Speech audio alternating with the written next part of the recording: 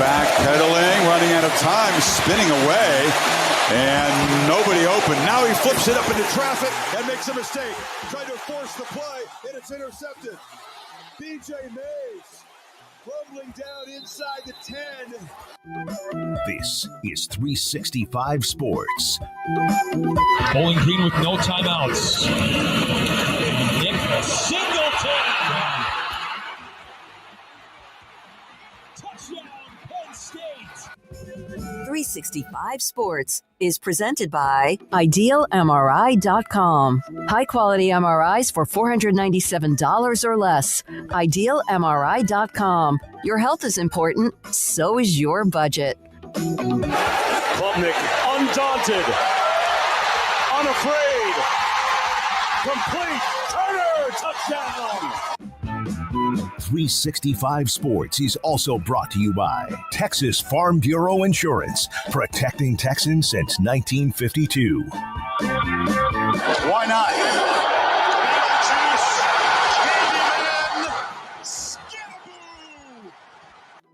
365 Sports is turbocharged by Unite Private Networks. Find out more at uniteprivatenetworks.com.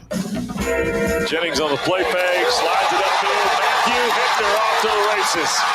Hickner at the 30, full speed, and the big tight end goes 75. It's a Pony Express.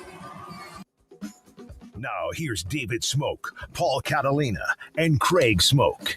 All right, here we go on 365 Sports on this Thursday afternoon, and we'll have a quote from Brett Yormark in just a moment from Orlando and the Big 12 spring meetings, among other stories, including some official kick times for the first weekend or two when it comes to the Big 12. an update on a couple of more notes when it comes to the college football playoff. Great news for Oklahoma State in athletics. We'll tell you that. All of that and more. Craig Smoak and Paul Catalina. Join me, David Smoak, 365 Sports. Brett Yormark earlier in the last hour or so, this is reported by all the national writers who were there.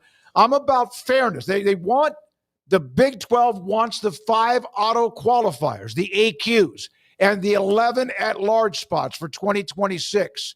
Wants an end to considering multiple automatic qualifiers. One playoff proposal gives the Big 10 and the SEC 4 of them. Yormark, I'm about fairness. There's a lot of conversations about automatic qualifiers. We want to earn it on the field, and I think 5+11 format does that. It's fair. It's what our fans want. They don't want an invitational. They want a true playoff system. We have that now. We need to put these multiple AQs and take it out of conversation and focus on what's right with college football. I think 5 automatic qualifiers, conference champions, at 11 does that, and that is our preference. So there's like so many tentacles to this right now because the SEC and Greg Sankey's putting out all this data about their strength of schedule and how they pick the teams. And then the Big Ten a lot of their leaders won't agree, say they won't agree to the 5+11 unless the SEC goes to 9 games, which then would make the ACC have to go to 9 games because then the wheel would finally spin to them because they couldn't hide behind the SEC doing it anymore.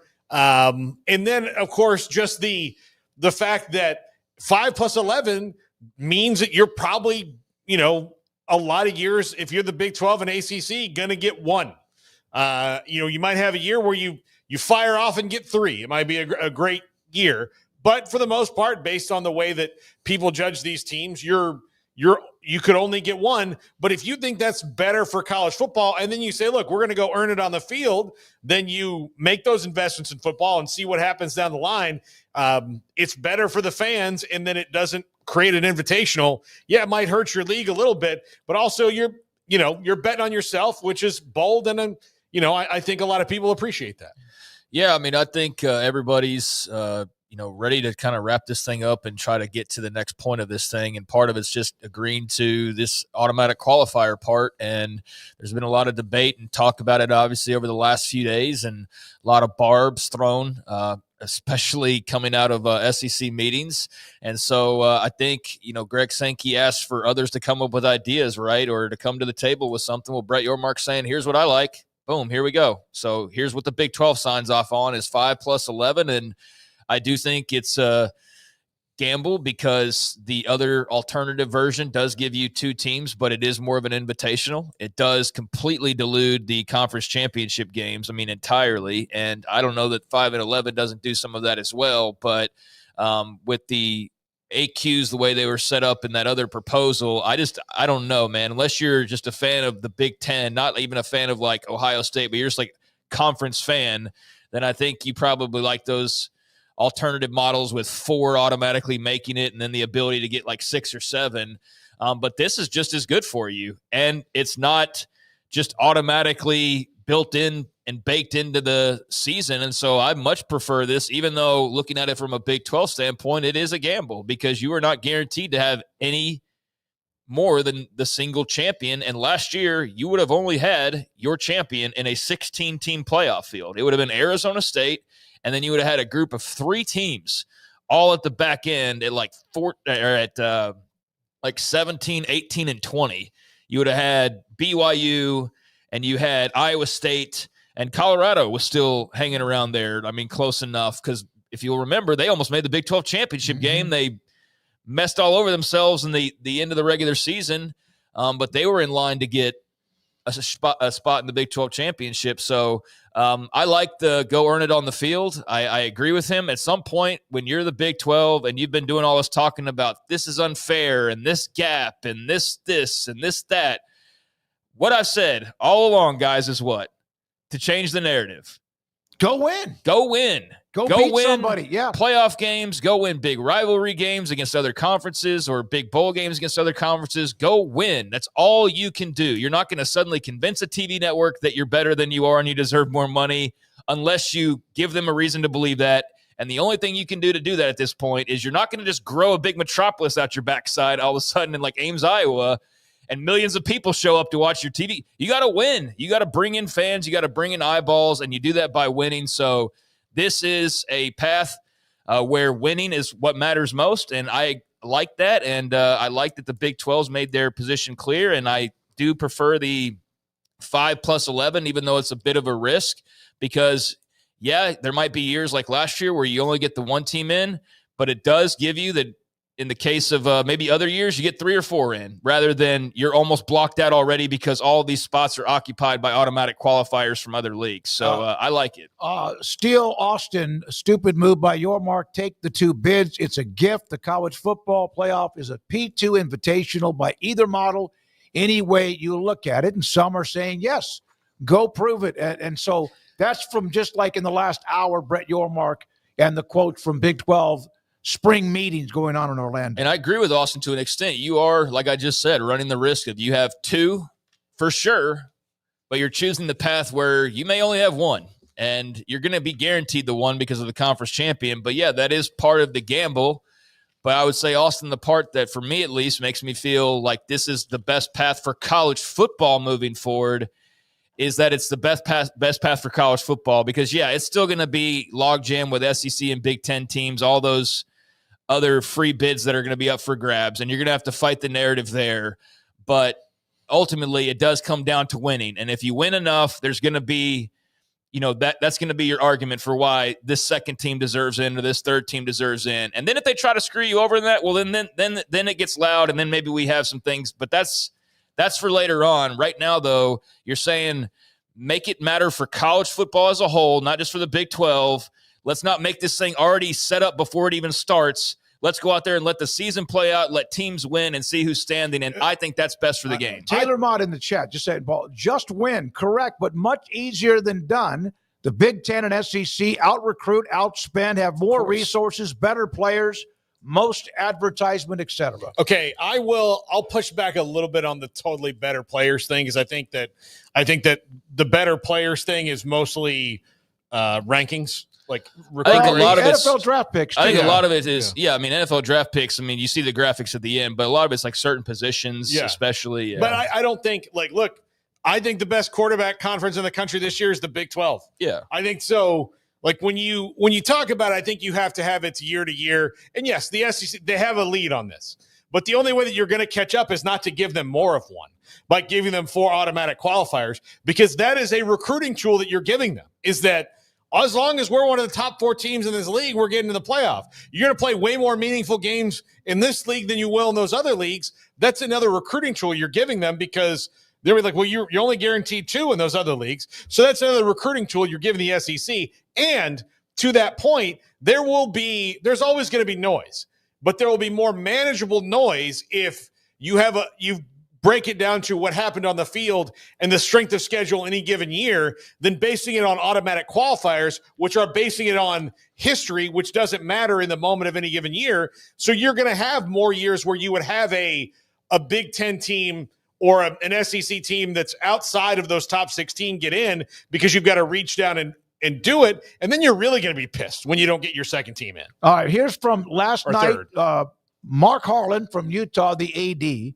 conversation at spring meetings when he said, I think the public and we agree that you have to win this thing on the field. So this was before your Mark's statement and quote and what he said earlier this afternoon about an hour ago. So there's the Utah AD with what he said. John Wilner also had this last night when they were discussing what was going to be 4-4-2-2-1. His thought was this: the question is whether the Big 12 and ACC have the chance to earn it on the field if the big boy schools won't schedule them non-conf because their own crossover series.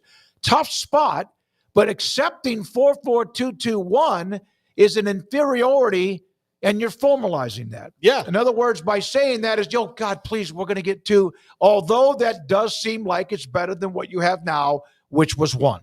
Yeah, and it is a bit of a pickle to be in, a tough spot as he puts it, and he's right. He's just beginning to think, well, John, you need to know the system is working against them.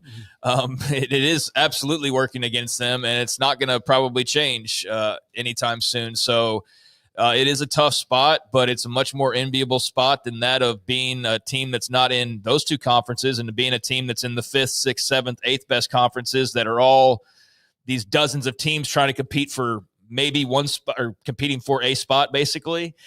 So you still got it better than half the country. But I mean, let's face it, there is different planes of conferences and teams right now. So the fact that you're still involved, I think, is a good thing. You don't need to be just happy to be there. You need to still fight for yourself. But how do you do that? Again, I think the only way that you can really do that is not by sitting there and trying to politic this out in the public or, get the governor or somebody to try to intercede. I think that Cody Campbell's way ultimately would have been maybe a way to do something along those lines, but we saw how quickly that got put to rest or put on pause. So in the meantime, I agree with Mark Harlan, and I think I said that before we showed that graphic that, yeah, you've got to go out and just win more games. And look, to the part about it's more difficult, better players on the other side and all that, I will say that there's a lot of strength of schedule pumping up by the SEC. Like, legitimately, they're handing out propaganda at their meetings today, like for real, propping up their strength of schedule to the people who probably need it the least because they're already sipping the Kool-Aid down there at those meetings anyways. But nevertheless, they're handing out propaganda about the strength of schedule. And I do think if you look at this Big Ten arrangement, if the SEC goes to 9 games and that leaves one spot, which is probably, if you don't have a rivalry game, that leaves you one spot, which is probably going to be your, who am I picking on today? Your Kennesaw State or your Wofford or whoever, then yeah, there's no room for Iowa State to play Mississippi State. There's no room for Baylor to play Auburn like they are this year, or Texas Tech to play, Florida or something most years. So you do have to be leery of that. And the fact that now they're going to use the strength of schedule argument to tell you why the 6th team needs to get in over the second Big 10 or second Big 12 team. And that is something that I'm a little bit concerned about. But I do think that rather than complaining about how unfair the system is, even though there's right to complain sometimes, and all that comes with that, I think at some point you just got to put up and shut up, and you need to go put it out on the field. And that's what the SEC's done. That's why they're in the position that they're in. That's what the Big Ten's done the last couple of years. And you are having to climb a much steeper hill, but at some point you got to go out there and put up and not talk anymore. So that's what the Big 12 is going to have to do, and the ACC as well. All right, you mentioned propaganda. I don't have the tweet, but yeah, a lot of the national writers saying that the SEC put out a huge statistical data graphic. It was part of what Greg Sankey said yesterday evening about how they have basically all of their teams inside the top 50 when it comes to metrics, the Massey, the S&P, even they said, I'm not sure what that really is. But when you have probably right now it's 16 teams, 13 of them will most likely be ranked inside the top 40, and maybe all of them now that Vanderbilt has Pavia for another year and the year that they had. So there's that bubble effect.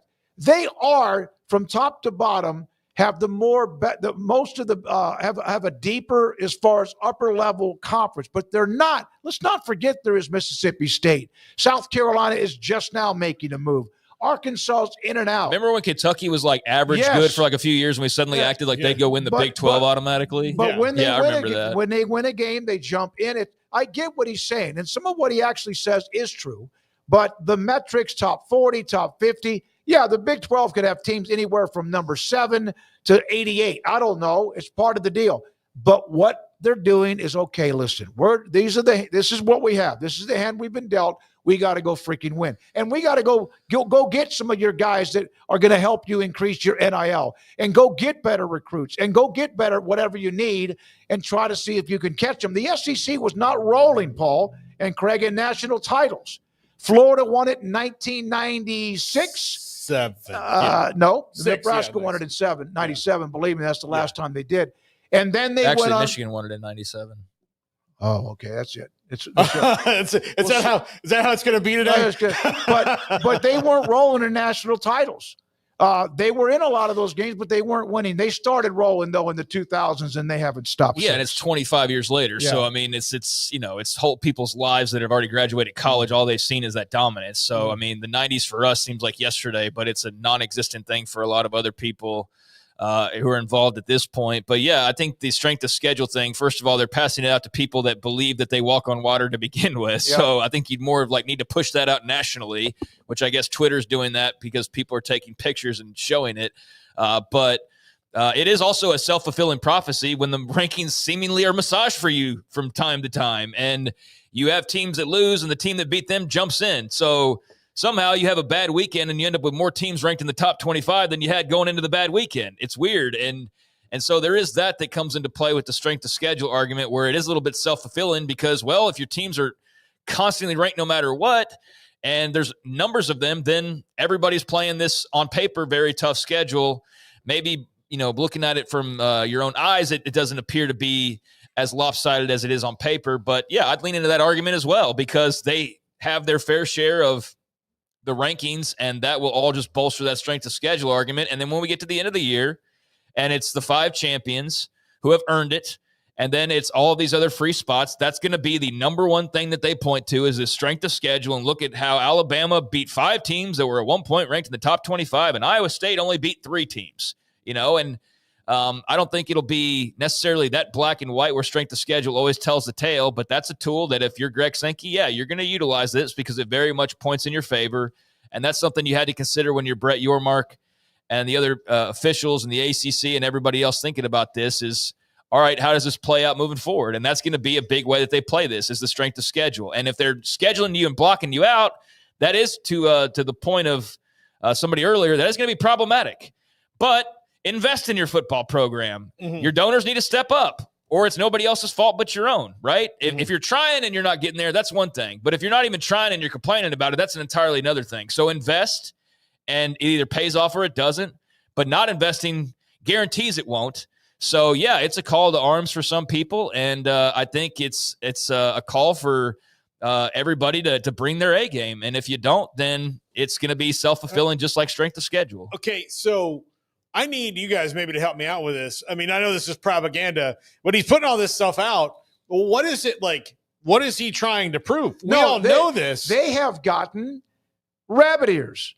They've gotten overly sensitive. It's like, if you're as good as you say you are, why do you have to put this out? You've let 1 year when your team, Alabama, who invented football, and they were really, really good for a long time, got left out, and it's like they have been overlooked and they're underappreciated. They got 3 teams in the 12. They had 25% of the field. Because, guys, he's like the CEO of whatever. He wants all of it. He wants all of it. Like you said in baseball, we had 13. We should have had 14. Yeah, he's never satisfied. And I understand that he's just doing his job, but at some point you're also like, yeah, you're also still Lord Voldemort, even though you're just doing your job. Like you're doing your job, but no part of you is going like, well, maybe we do have enough, and maybe we don't need everything of everything all the time. Yeah. Like you're still very successful. Everybody's making record-breaking profits, but you're like, you know what? We need to fire more people because we need like an extra $1,000 for everybody. You know what I mean? It's like that. He's trying to get as much as he possibly can, and the collateral damage to the rest of the ecosystem that he's not in charge of, I don't think it really matters to him. I think that's been blatantly clear, nor is it his job necessarily. I only have a problem with it when it's brought up by people that he is doing what's best for the game, and I think that's bullshit. And I've said that, and I'll continue to say that. I think he's doing his job, which is what's best for the SEC, and that's fine. But, yeah, I think that there's maybe a little bit of a sensitivity, but I also think there's a little bit of strong-arming going on. And like, hey, look, we play the best schedule. And he's planting that seed. And so at the end of the year, when everybody's like, well, should we take Auburn or should we take Texas Tech? Well, Auburn's strength of schedule is number 17 and Texas Tech's is number 36. Yep. And so we're going to take so that they're already planting the seeds for the strength of schedule. That's why it's been such a hot topic. That's why they're putting out pamphlets today or papers or whatever.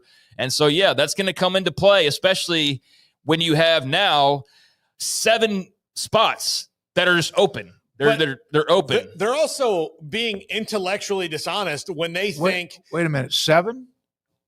5 plus. Oh, you're talking about 14, right? Or 4, yeah. We're 12 so, where they are. Eventually it'll be 11. So No.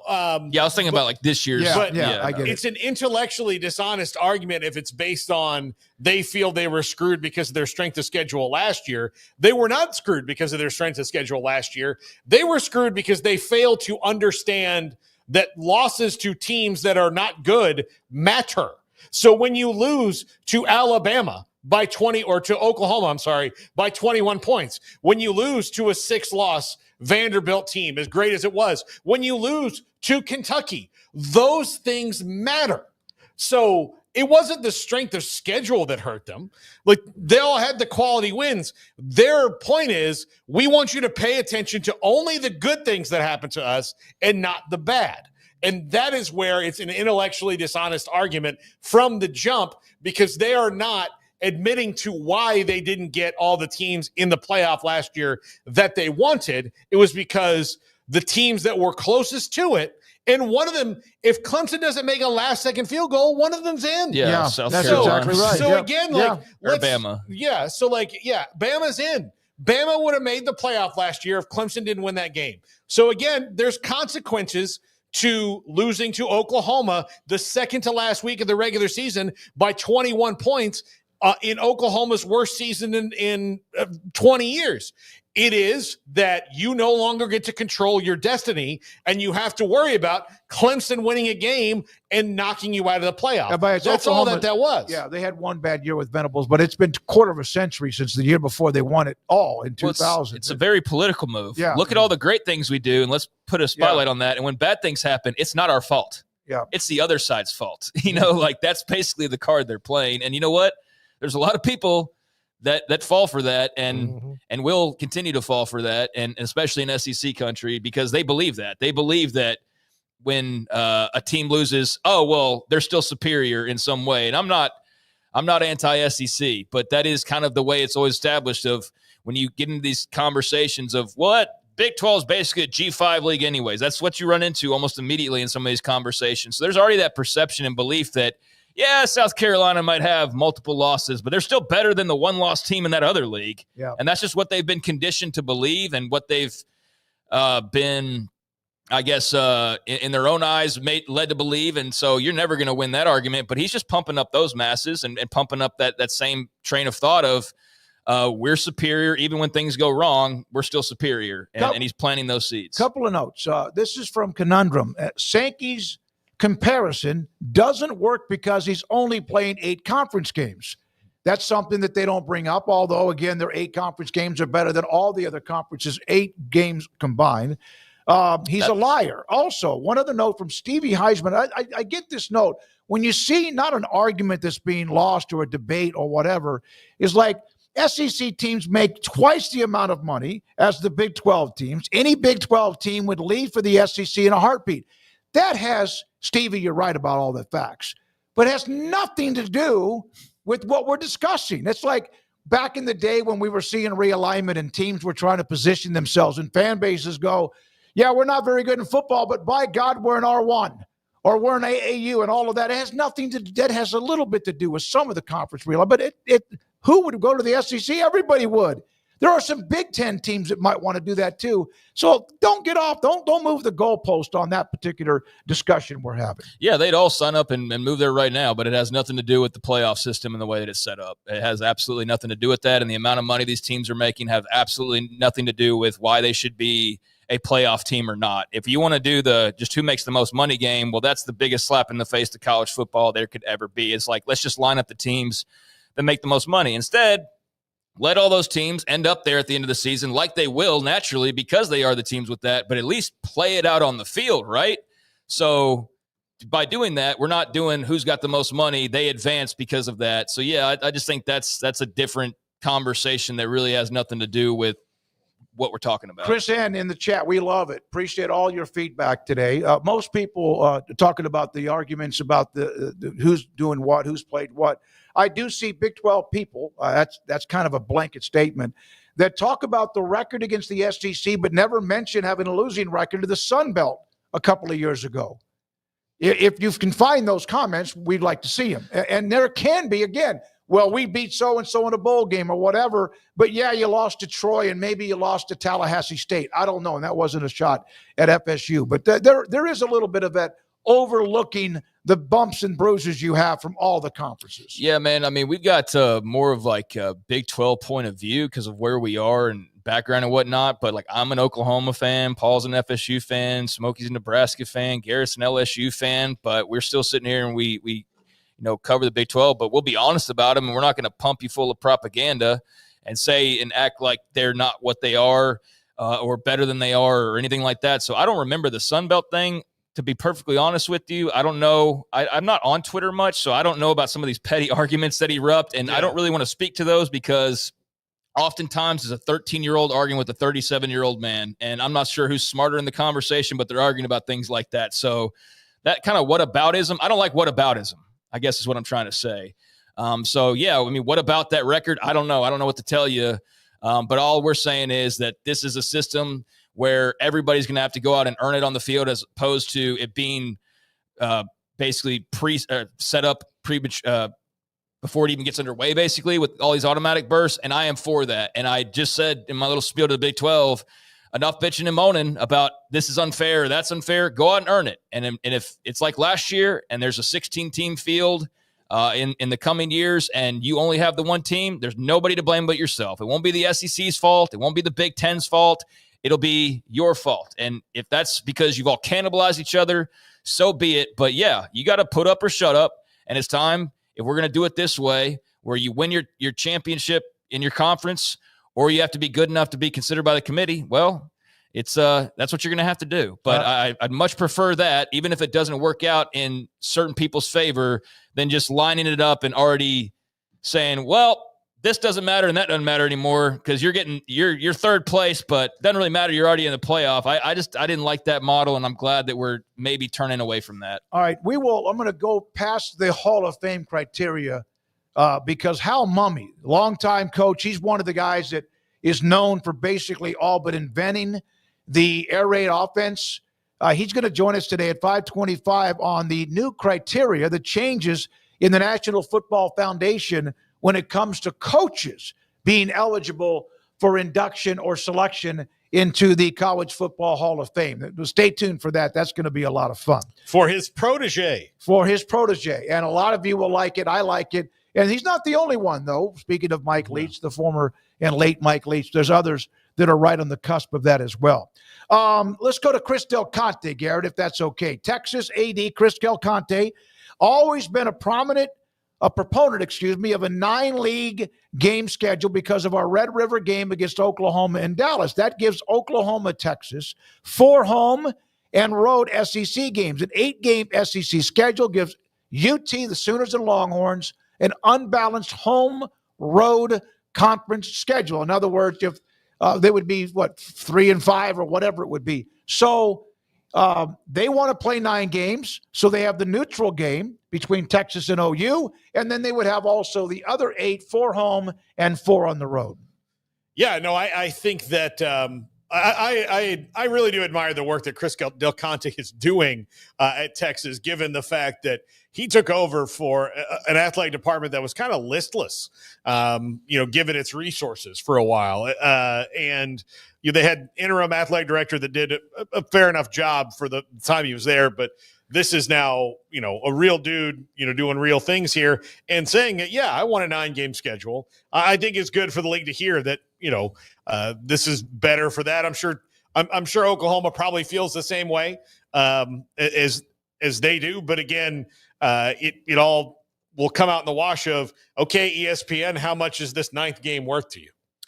Yeah, that'll be some of it. And also, the Big Ten component of, will they, go along with it as well? I think that they will if the SEC does. And I think that's good for the sport is for both of them. If we were talking about big games, right? Well, play another conference game each, and that'll oftentimes be better, create better matchups than some of the non-cons that are being played. Now, there's also some good non-cons that we might lose as a result because now people are playing so much of their conference schedule. So there's a damned if you do, damned if you don't component to this. I think Del Conte has done an amazing job. I also think he was not only the right guy, but he was also right place, right time. I mean, with the NIL era starting up right as it coincided with him going to Austin and the resources they have. It's just a perfect combination at the right time for Texas to be able to seize and take advantage of that, unlike pretty much anybody else, and have a guy to unlock all the abilities to do that and knows it so well. It really is like a godsend for them that all that happened the way that it did. But I just wonder at some point, though, like even for the haves, and they are certainly one of them, at what point do you not need anything else? Because now it's like, well, we got an unbalanced conference schedule. And now we got to, it's like they always want more and more. And so, but I get it. I get you. You don't want to have the unbalanced schedule. And I'm glad that he's not one of those. It's like, well, we already played the toughest league. So if we're going to play a 9th game, everybody else has to play 10 extra games to even it out. I'm glad he's not taking that route of some of his fellow athletic directors in that league. But they are definitely shaping their futures, right? Like in exactly the way that they want to. So I'd expect that. And yeah, I'd expect that type of desire from him to want to have a more balanced schedule. So if that comes with a 9th league game, then that's great. But at some point, not everybody's going to be able to have their cake and eat it too. And by the way, I get what he's saying, because if you play that neutral game, and they do, and they will, they're never going to get rid of that one unless they're stupid like the Big 12 that eliminated Oklahoma and Nebraska back in the day. You would play possibly 1 year 4 home games, the next year 3. And so that by going to 9, you're going to have the 4 and 4 and then the neutral game. And there might be other teams in the SEC that do that. Not sure if there's any other rivalry in the SEC that plays neutral. There was a time Georgia, Florida. There was a time, but it's been a while, I believe, correct me if I'm wrong, when Auburn and Alabama would sometimes play in Birmingham. Mm-hmm. Is that right? It's been a while, like at Legion Field. Arkansas used to play games in Little Rock, right? Yeah, they did. That's another one. Arkansas and A&M play at Jerry World. Yeah. There you go. There's over, another one. Yeah, and that is finally at its core. By the way, Jerry got tired of paying the Aggies to come up there and win. And they're always at the end of the game, too.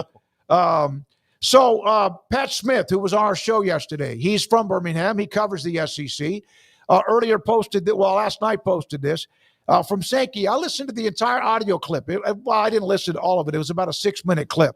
How many more compromises are there to make this work? Maybe those compromises need to come from some other corner rather than the SEC. He did mention this when we had the audio clip yesterday about, I'm all for people calling me up and giving me some sort of options or advice or suggestions. But I got to say this because we've been hard on him, and sometimes that's easy. But at the same time, he's fighting for his conference, and I listened to a lot of it, and a lot of what he said, once you had time to listen to it, of course, a little bit or a lot of it, maybe most of it, did make sense from when he did the interview. Which of it? A little bit, a lot of it, or most of it made sense? No, I was just saying that. Now, I would think that of the 6 or so minutes, Paul, did you listen to it? Craig, did you? I listened to the whole thing. I think about 4.5 minutes of it. A lot of it, I was like, okay, I can't disagree with him. I understand. I think that he is perceiving that they're giving up a whole lot more than they are. He set up today's massive, the Iraqi leader in front of the castle or whatever, saying everything's okay. No, the airport. We're still at the airport. And it's getting get on a flight from Denver to Kuwait tomorrow. It's fine. We got them. They'll land right here. Saddam will shake your hand in person. But I've maybe just had an epiphany, and it's maybe not that. I think part of the problem is that we have conference commissioners in general. Not that like their job is to do this for a conference, like especially in the professionalization of this. Team owners will stick up for their team and get the best deal for their team when things are collectively bargained and there's an agreement and all these things. But the fact that we have to pit things against each other competitively, like the only competition that the Packers and the Bengals have is when they play each other, right? Like they don't have there's nobody jockeying for better things in the NFC than the AFC, right? All 32 franchises and owners are all in it for themselves as an entirety, an entity. That's why there's a salary cap. They all, even though they may disagree, right? Now, I understand this is a much larger scale thing, but that's what complicates this argument is that you have people whose you don't have an NFC director. Yeah. There's not an NFC athletic director. There's not an AL East commissioner. Right. You know, that's out there to be like, listen, I know the Baltimore's having a rough year, but historically, you guys know about Brooks Robinson. It's like, all right, okay, well, whatever. Those things are what makes this a whole lot more complicated. Now, I understand I can't just wish them away or wish to change their job, but having a commissioner in charge of all of college football with the things that Cody Campbell has talked about, splitting the pie evenly would make this a whole lot easier because when you came to scheduling, when you have I think it's stupid that you would just have the SEC and Big Ten only wanting to play each other when you are it's two conferences leaving out at least two others that could give you some really good games throughout. There could be good games if they rotated that through of the non-conference game. That way that everybody could kind of have a more balanced non-conference schedule when it came to it. But that would mean that the Big Ten and SEC would have to say, yeah, you know what? Let's rotate the Big 12 and ACC into this too. That's not their job. I know, it's not their job. Yeah. The fact that they have that job sucks for all of us. Yeah. That they're the conference commissioners, and the fact that they have to do that job and they've been put in a position to where it is everything that's best for us or else is the biggest thing, in my opinion, that's hurting the fans. Yeah, that it's become so cutthroat. I mean, I think it's always been that way, and money's always been the driving factor. But yeah, that the battle lines are drawn, so to speak, and you're looking to be play survivor. I mean, that's what's been going on the last couple of years, and the Big 12 has been fortunate to have outlasted the pack, if you will, and the ACC and everybody else carved up their pieces of the carcass as well. And the pack still got a breath. They still got a light pulse, and so good for them. But yeah, I mean, it's become more cutthroat than ever. And I think the scheduling thing today is just goofy. I do putting out that paper. I just thought that was kind of ridiculous, but. I don't know what compromises he's speaking to outside of just the ones that I guess publicly as far as the playoff and all that goes. I don't know, Greg. Break off and go do your own thing, man. It's kind of where I'm at this point. I'm glad that SEC meetings are wrapping up so that we can just kind of push this to the side for a few days, let some other people talk. It's been an interesting week, though, hearing some of the stuff coming out of there. And, we'll see what happens next with the playoff. But he acts as though he's a martyr of some sort sometimes. And I'm like, dude, you're the most powerful guy in charge. So I don't feel sorry for you. This comes with the territory. And you know what? Just go full mask off. Say what you want to say for better or worse. And let's get to the root of it all. So speak about what those compromises are, or go break off and do your own thing. And let's see where that takes us and whatever road we go down with that. But I'm tired of the whole, well, better not upset them. Better not make them mad. Better do what they want. Like at this point, nah. Do what you got to do for you, and if it pisses them off, so be it. And if they take their ball and go away, then so be it. There will be collateral damage from that for everybody involved. Yeah, who cares? If you piss somebody off, I mean that's okay, all right. But if you're the one fighting back and you want to go 5 AQs, if you're the Big 12 and the ACC, you better not have any blemishes that could absolutely stick you, because they'll stick you twice as much. It will. You win the games if you get a chance. Unfortunately, that has not been the case nearly enough. ACC's got more recent success with that. All right, when we come back, we're not done. We got a lot more to get to. We will have, I'm not sure if Ari Temkin's available. He's at the Big 12 meetings in Orlando. He was going to present something at one of the meetings that they're having. We'll check to see if he's around. Matt Brown, Extra Points. He will also be a part of our show on KU. We'll hear from Matt Tate. Craig's off the radar. Hal Mummy on the changes in the College Football Hall of Fame criteria for coaches. Paul's Top 5. Andrew's polls. We appreciate you. This is 365 Sports.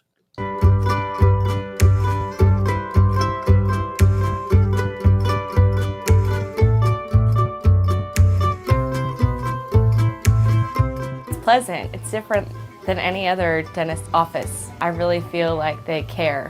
And it's not that you're here for 2 hours waiting on someone to take care of you. It's quick and easy, and I bring my kids, and my kids love being here too. They really love the treasure box. Staff is really nice and accommodating, real friendly. You feel more like home. It's not sterile looking. Everybody has their own personalized rooms with decorations and decor, and they'll even have a blanket for you when it's cold. I've recommended people to actually come here, and they are patients now. I really love it here. It feels like family.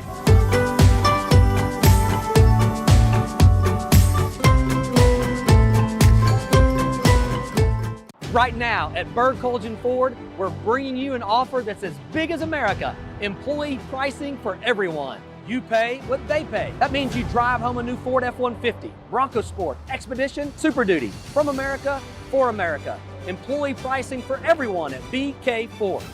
Looking to sell your vehicle? Get top dollar for yours today. Don't miss out. Employee pricing is available for a limited time. Visit us anytime at bkford.com. Experience better at BK Ford. I'll never get used to this.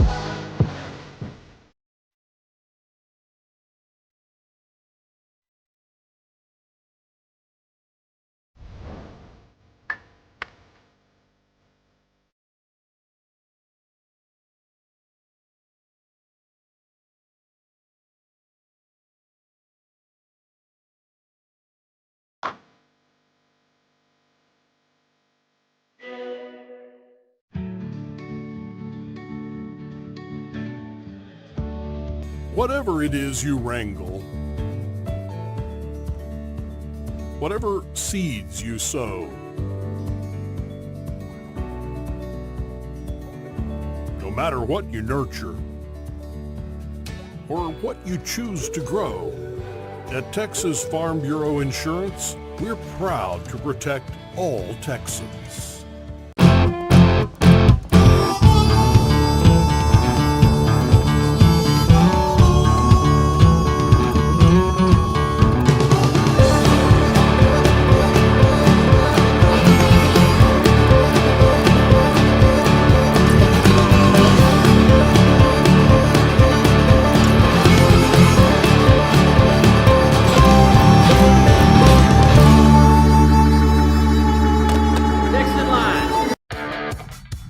This is 365 Sports. The 3 o'clock hour is sponsored by Waco Custom Marketplace. Meats, sweets, Texas treats, and a cut above the rest. 425 Lake Air Drive, Waco. 365 Sports. By the way, Ari Temkin, who is in Orlando, we're going to try to jump in with him either sometime in the next 15 or 20 minutes or also a little bit later on to give us a report from where he is at this particular time. So yesterday evening, I watched a lot of the college golf, the national championship match play at La Costa, an unbelievably difficult and beautiful course. And here is what Oklahoma State was doing against Virginia for the national title.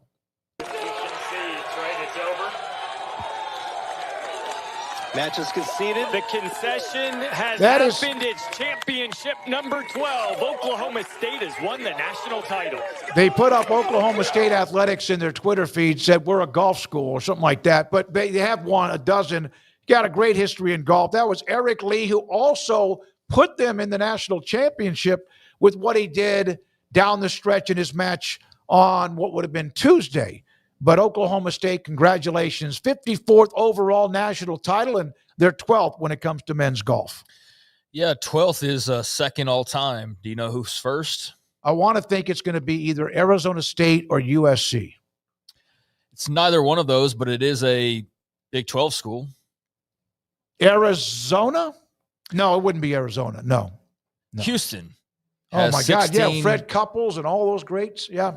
But they have not won a championship since 1985. So Houston still has the highest number of NCAA golf titles, but they've been stuck at 16 for 30 years. So impressive what they were able to do and what a lead they built. But Oklahoma State, that's 2 in the last 7 years. That's 4 since 2000. And, now 12, just 4 back of Houston. And at this rate, here in about 15 years or so, 20 years, they'll probably be at the top of the pile. But, yeah, Houston at 16, Oklahoma State now at 12, Stanford 8, LSU and Florida round out the top 5 with 5 apiece. North Texas has 4, as does regular Texas. So, those are just some of the teams. Arizona State's got 2, 90 and 96. But, yeah, Oklahoma State, number 12, that's incredible. That's a great deal. And congratulations to the Cowboys on the big win over Virginia. And that's awesome to go and win a national championship in any sport, but especially, one they've obviously had a lot of success in. So very cool. Fred Couples, Steve Elkington, Fuzzy Zeller, Bruce Litsky, the great coach, and Butch Harmon, John Mahaffey. These are some old school names. It's been a while, like you said. Bill Rogers, Blaine McAllister, Dave Marr, Billy Ray Brown. Those are some. Jim Nance, of course, the broadcaster, was on the golf team too at the University of Houston. What do we have, Garrett? Big 12 schedules. All right. They released the Big 12's opening weekend schedules. We knew about K-State, Iowa State in Dublin, Ireland. That game is going to be on Saturday, August the 23rd. Then that same day, a little bit later on that evening, KU on Fox will have their opening game against Fresno State. Those are the kickoff times and network designations. Then in week 2, there's a bunch of games. You see them all. And the highlighted games Friday, Wagner and Kansas will be on ESPN, while that game between Auburn and Baylor, a 7 o'clock kickoff on Fox. There's the Thursday night game that's solo on ESPN. We've discussed this one before, Cincinnati and Nebraska in Kansas City. Then you have the Georgia Tech, Colorado. That's a big Friday night for the Big 12 with KU, Baylor, and Colorado all on nationally televised games. There's the games on Saturday. Most of them are ESPN Plus, although that South Dakota, Iowa State game is on Fox. And then Hawaii, Arizona that night on TNT. Monday, TCU and Bill Belichick at North Carolina will play that night on ESPN. Yeah, I still I don't know how I feel about that Baylor-Auburn game on Friday night. I guess I like it. That's been out tomorrow. for about a month and a half. But and after 6 weeks, I don't know how I feel about it. Yeah, I mean, I don't know. I don't know what to tell you other than, it's a weird spot to be in. You'd rather have it on Saturday, and you'd rather have it in a more prime time spot, but it's not a big enough game to take away from the other big games. Yep, so there you go. If you want to have the spotlight, then that's a place where you can get a bit more of it than you would otherwise. And so there's the rationale there. And obviously for the network, it's the biggest game, I guess, that you could get people to agree to play on a Friday night. So it worked out that way. But, yeah, I don't know what to expect with that game.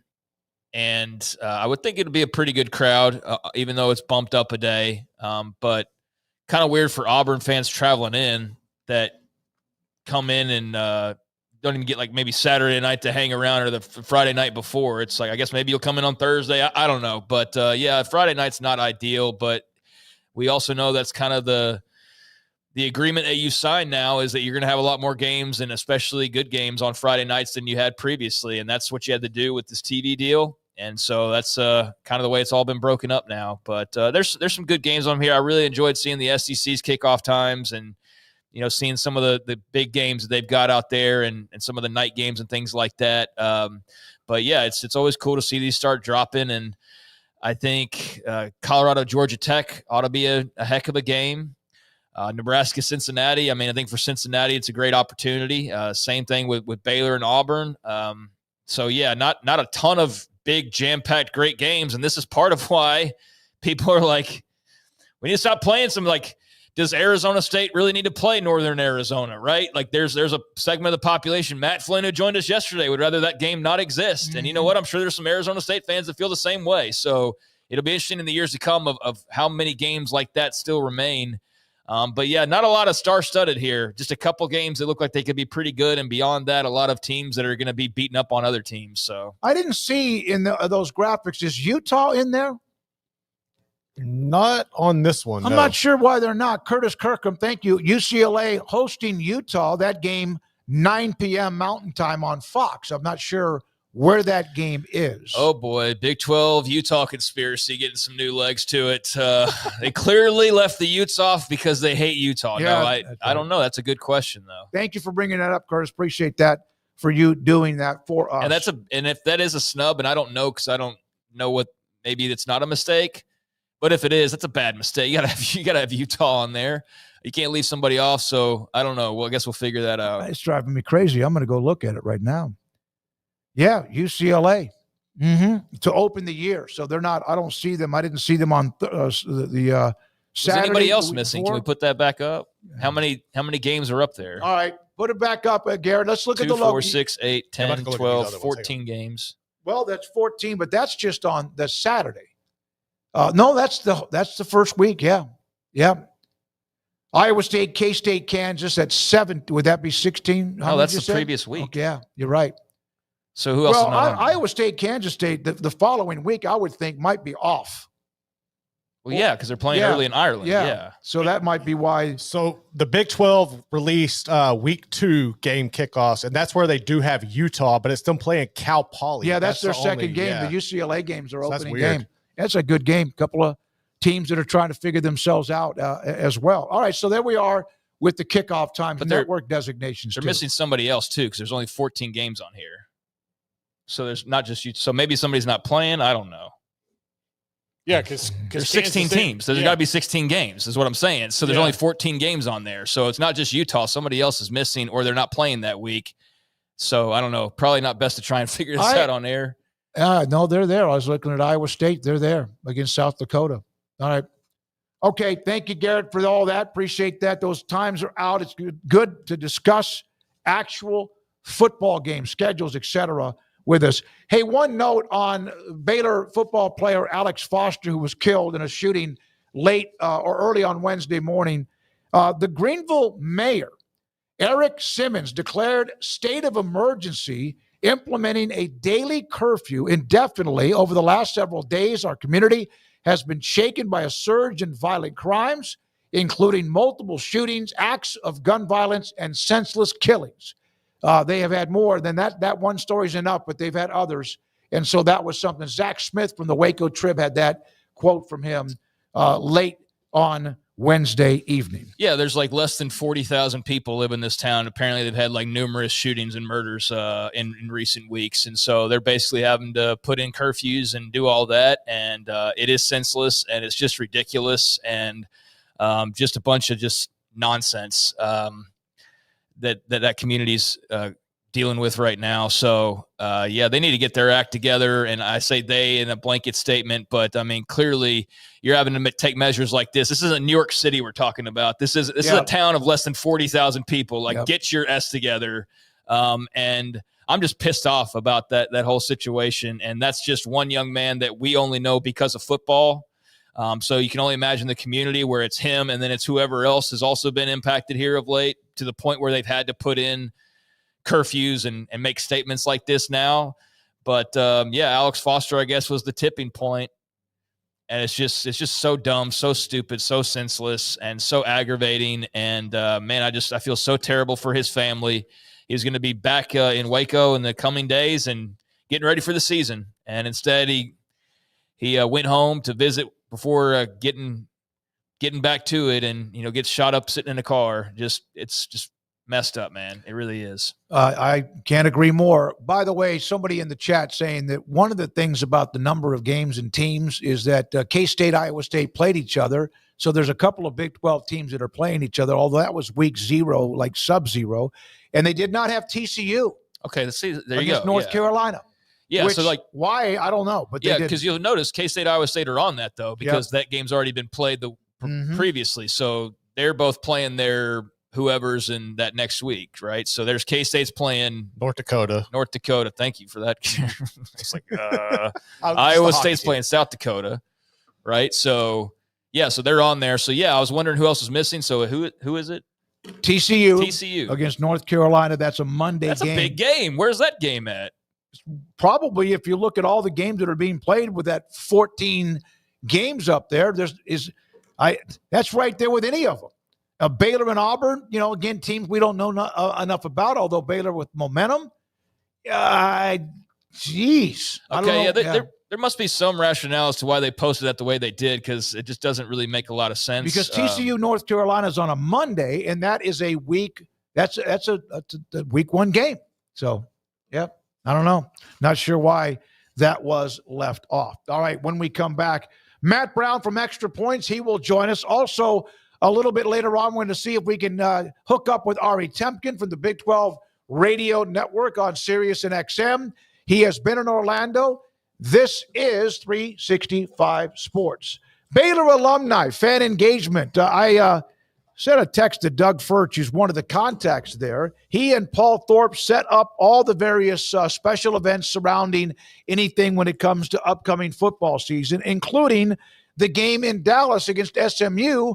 We were looking at those week 1 games. That's, of course, an 11 o'clock kick in Dallas, Baylor and SMU. So they're going to have tailgating. There will be some other opportunities for you to be there if you're a part of an alumni or if you're a part of course, anybody that likes to go to Baylor football games. They have an example. Texas Tour coming up this Sunday. This summer, DFW, Houston, San Antonio, where coaches will be talking to fans, alumni, boosters. The fall kickoff lunch with legend with former quarterback Nick Florence. Home tailgating every single time they're at home, of course, at McLean Stadium. And then on the road against SMU, that second game, which again is a Saturday 11 o'clock kick. The Baylor alumni fan engagement. Let Camille Johnson Realtors guide you seamlessly through the process of buying your dream home or selling your current one. Commercial, farm and ranch, or residential, Camille Johnson Realtors can smoothly and successfully lead you through any transaction. With a team of 28 experienced agents who are excited about serving you, Camille Johnson Realtors services the entire greater Waco area. If you're in the market to buy or sell, contact Camille Johnson Realtors, 104 Midway Center in Woodway, or find them online at www.camillejohnson.com. Camille Johnson Realtors, elegant, charming, warm. Welcome home. Pizza, burgers, and Bears football. There's no place around Waco that serves them all other than Bubba's 33. Come show your green and gold and enjoy some of Waco's best food and beverages while watching your favorite team, the Bears. When real Bears fans get hungry, Bubba's 33 is the #1 spot for ice-cold drinks, hand-stretched, stone-baked pizzas, and bacon-infused burgers. Join us for indoor or patio dining. Bubba's 33, Waco's restaurant and proud supporter of Baylor Bears football. Sick 'em, Bears. Don's Humidor, your home with a 48-foot walk-in humidor with the elite cigar brands from around the world, including the #1 cigar of the year, Aging Room Cuatro Nicaragua. Plus, they have the great brands like Macanudo and Artur Fuente, Rocky Patel, Aston, and so much more. CBD, great for sore muscles, aches and pains, sleep, Vita Dreams, and anxiety, mild depression, general health and wellness. Their staff very knowledgeable on the subject. Don's Humidor in the Townwest Shopping Center off Valley Mills in Waco. Ready to take your business to the next level? Carrion Solutions has got you covered. We deliver world-class IT consulting, including Quest On Demand and Migration Manager, M365 and Exchange migrations, Active Directory assessments, security hardening, and Windows Server upgrades. Our experts specialize in consulting, monitoring, support, and managed IT services. We promise vision, professionalism, and unbeatable value. Satisfaction guaranteed. If you're not happy, we make it right. Remember the name Carrion Solutions. For more info, email sales@carrionsolutions.com or visit carrionsolutions.com. That's CARRION solutions.com. Carrion Solutions, IT success guaranteed. At Ideal MRI, we feel blessed to be part of the Waco community. We're a small family business here in Central Texas. At times like this, the cost of healthcare has never been more important. And unfortunately, significant illnesses and injuries still occur. And that's why Ideal MRI is open and here to serve you through this difficult time. So if you need an MRI, ask your doctor about Ideal MRI. You can schedule online in minutes at idealmri.com or call 833-IDEAL-MRI.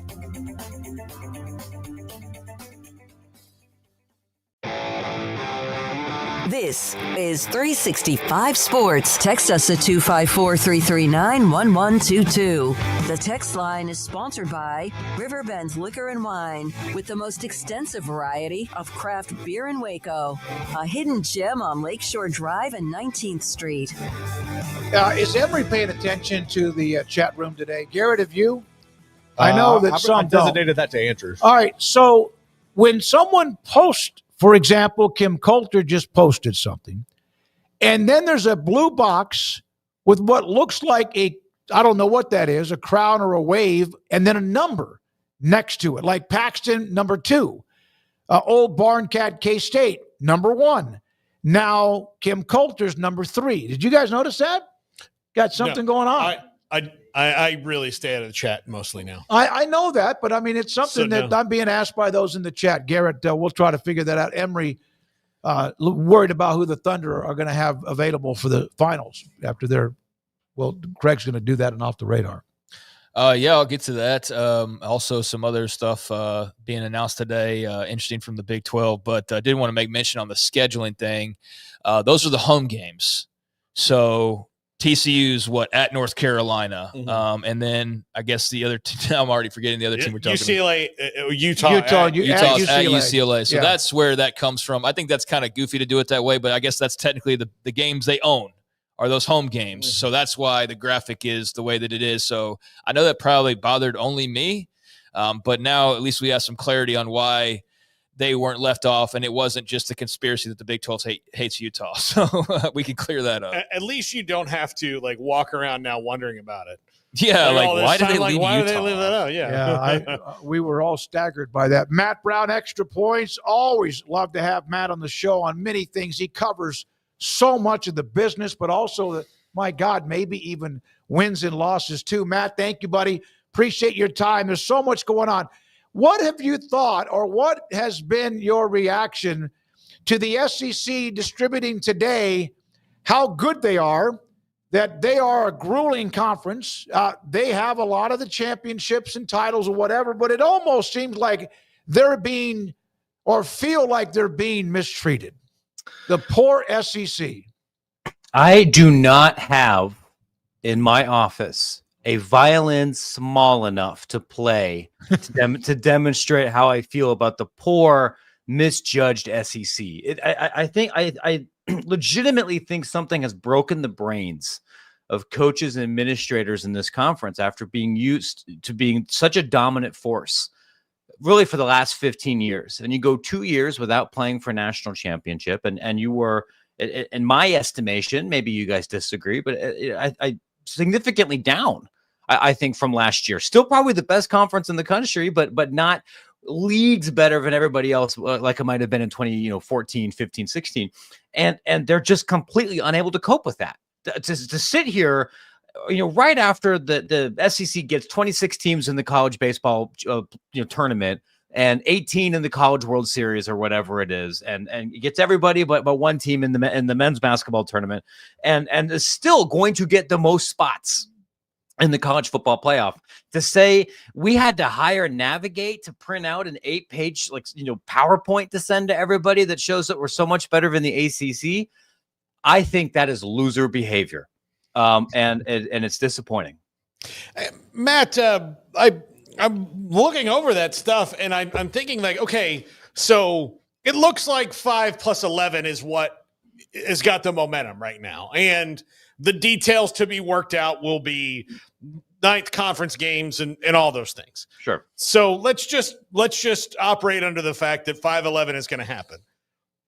None of the stuff that they put out affects any of this at all, given the fact they've got a 25-year PR mission that's kind of put them in the spot. It's superfluous information. Not only that, it's intellectually dishonest to think that their strength of schedule wasn't what almost got a 3-loss team in last year in Alabama. That's where the argument is lost on me, is that none of that's true.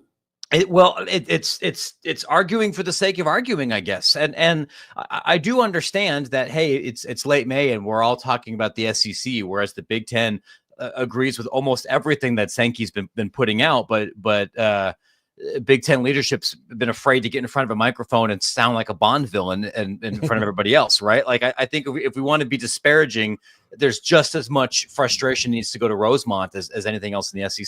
Mm-hmm. But I agree, and this I think is an important point, right? Whether you're a fan or a coach or an administrator or anything else, we have to be really careful when you talk about strength of schedule in college football, as if it is a single, knowable, completely statistically valid metric. I feel pretty confident about strength of schedule metrics that are directionally valid for college basketball or baseball, where we have 30, 40, 50 plus data points. You don't have that in college. And we may have even less of that if the SEC moves towards a 9-game schedule, or potentially 9 games plus some sort of Big Ten scheduling arrangement. it becomes this massive circular argument. Well, my schedule was so difficult because I had to play all these fancy SEC teams. And those that fancy SEC teams, well, they played other fancy SEC teams. So, of course, they're good. But if you have such a small amount of intersectional play, and we're trying to build these databases and directories essentially off of 9 games in September, they're not going to be really robust results. It's frustrating to me to see the same, I think, really dumb and mathematically unsound arguments that were floating around about Indiana last year are being relitigated again just because a team that got their teeth kicked in by a bad Oklahoma squad didn't make the playoff. Just win your games. And if, oh my gosh, it's so hard to win all of our games because everybody here is so good. Well, that's why you have an $11 gajillion television contract. That's why you all have spaceships for your athletic facilities here. That's what the money's for. The money is so you have all the resources you need to be able to beat Missouri. I don't want to hear anybody complain about how hard that is. Matt, what do you think about Brett Yormark going on the record and saying that he's in favor of 5 + 11, which would just guarantee the one champ? And then he basically said it like, we got to go out and win. And I appreciate that. I know there's also, you could have guaranteed yourself 2, but what do you think about the choice and the dilemma that he had there and the direction that he's going? I think the 5 + 11 format, if you have to expand, and I personally don't even think there's enough evidence to say we should even do that. I would prefer to wait longer, but everyone else seems to disagree. There's something that feels very American and fair about not allocating guaranteed spots to anybody other than whoever wins a conference championship. It feels egalitarian and correct to say just win as many games as you can and be in this at-large pool. And if you don't have as much financial leverage against the Big Ten and the SEC, and Yormark doesn't right now, the Big 12 doesn't. In some ways, I'd argue they have even less than the ACC, which really doesn't right now. Then play to the public's sense of fairness. The idea of saying that these 4 spots are guaranteed to the SEC in perpetuity doesn't seem fair unless you're unless you're a Vegas bookmaker or a recruiting analyst or tied to an SEC institution. So you use the leverage you've got when you don't have a lot. Use this argument. It makes a lot of sense. It's not shocked the ACC is doing the same thing. Do you think Tony Petitti just sits back with a glass of wine or something as he just lets Sankey say everything? He has some of the input in this too. Even Sankey's brought that up, and just like chilling because nobody's throwing any darts at him or his conference. I think that's exactly what it is. And if I was Sankey, honestly, I would be saving more of my darts for that. rather than getting up here and yelling at media members who dare to insinuate that maybe Alabama wasn't chosen by God to perpetually be in the college football playoff. You've got 2 people that are mostly agree on many of these deeply unpopular consolidation of power attempts, whether that's with college football playoff access, whether that's with access to the NCAA basketball tournament, whether that's postseason access or even percentage of votes within NCAA governance itself. And for whatever reason, whether these 2 talked about it or this is Sankey's just comfortable with this or whatever, Sankey's the only guy that goes up with the plaid sports jacket in front of a microphone and says, here are the ideas that I believe in, which you all hate. Boo me, your boos sustain me. And as a reporter, I appreciate that because that's more fundamentally honest. Even if I hate the ideas, I appreciate that he's got the conviction to come up there and say it. And Tony doesn't. And honestly, I can tell you here as a guy in Big Ten country, that's kind of the case, period. Right? Like the Big Ten headquarters is 15 minutes from my house. I barely talk to the guy. And you have less access to Big Ten, secondary staffers than I might with many smaller conferences or even other P4 institutions. I think that's exactly what he's doing, sitting there in his sweater vest and his quarter zip and enjoying a beverage and letting somebody else take the slings and arrows. I don't really see how that's acceptable. I'm just as frustrated with people in Chicago as I am down south. I saw a tweet the other day of somebody, missing the years of Jim Delaney, which I always kind of thought like, man, this guy's kind of pompous the way he speaks about his league. But again, to the point about Sankey, at least he spoke about it. At least we know where he stands on this. You don't just throw out, like, they've thrown out a proposal for automatic qualifiers and then said nothing about it. like not this their thing. It would be like a congressman putting out a bill, and they're like, "Oh, so why'd you write this bill? Oh, you'll figure it out." Yeah, it's a little secret. I understand that. I don't want to necessarily get in front of a microphone and say I'm pining for the days of Delaney, because I think there's a lot of things that Delaney did in the Big Ten that were deeply frustrating, and the where he could be a staunch traditionalist until it was no longer served his interest, and then he would flip immediately. But you're right. He would look you in the eye and say, this is what I think. And he was also somebody that would not be afraid to get on the phone and scream at his own members and saying stop fighting in public. I think if you look back at what happened in the very beginning of the Kevin Warren era, and with COVID, with ADs and presidents sniping at each other and calling in their own state AGs, that would not have happened under Delaney, because Delaney would have made it clear somehow that, like, if you do this, I'm sending your school the next bus back to the American Athletic Conference. Like, that's not how we do things here. And that's not, we haven't had that leadership out of the Big Ten since then. I think it is important for leaders in these kind of jobs where you get paid a lot of money and you have a lot of responsibility and you are in many ways a public figure, to be able to get in front of the microphone and put away the platitudes and say what you think. And then we can all have a grown-up conversation about those ideas. I've criticized some of the ideas that come out of the Big 12. I think there's a lot of good things that come out of that conference office. God bless them. They're willing to also just say stuff and try a bunch of things and play that leverage in public and in private. The SEC does that as well, sometimes deeply frustrating, but at least it happens. The Big Ten doesn't do that. And make no mistake, like, those conversations are still happening.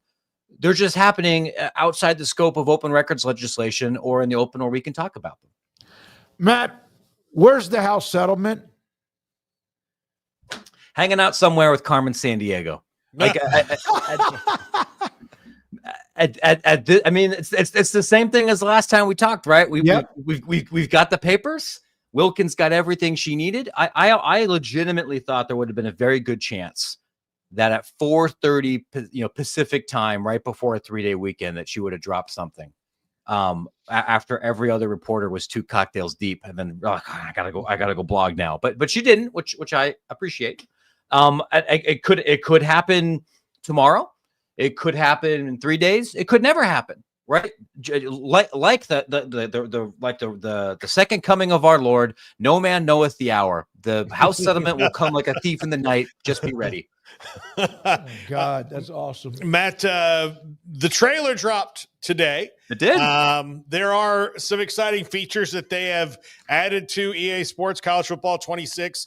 The coaches, actual coaches, I think is really cool. I mean, probably didn't affect the gameplay all that much because their playbooks essentially were already in there, but I know that they've enhanced that. I did notice that they are going to make transfers a little bit more random in the dynasty mode, which I will enjoy, because I can tell you through 26 years of a very powerful Florida State dynasty, once I got good, once I started winning, I never got transfers. Like, it just doesn't happen. Like, people just don't leave. I mean, and I get it. I wouldn't want to leave me either, but I would appreciate more realism in the game. I think it's a really difficult needle to thread, particularly with how roster building and recruiting and to some extent NIL work in the game. Because I tell everybody, and I'm sure you three understand this better than I think a lot of other fans, if we had a completely 100% realistic depiction of what recruiting and roster management is like in the video game, everybody would freaking hate it, because it wouldn't be fun. It would be, I got to wake up at 3:00 in the morning and negotiate with some 16-year-olds. I have to with some uncle's, cousin's, bagman's, lawyer, agent person, and trying to figure out who's lying and recognize that relationships or scouting or these other skill sets aren't really part of the game. You would not enjoy that. It would be a gigantic spreadsheet, and you would just be pushing a button whether you had money or not. So you have to take some liberties. I am cautiously optimistic that though there will be some tweaks to address some of the I think limitations and problems with dynasty mode and recruiting from last year. The things that I heard from community members the most for after the release of last year's game, I think were mostly addressed, but not either in the trailer or in the blog announcement today. You got a trophy room now. They've added a lot more mascots. You can do formation subs rather than trying to manually put in all of your freshmen when you're up by 84 points and you don't want everyone to go get ACL injuries. There's a lot more quality of life changes here.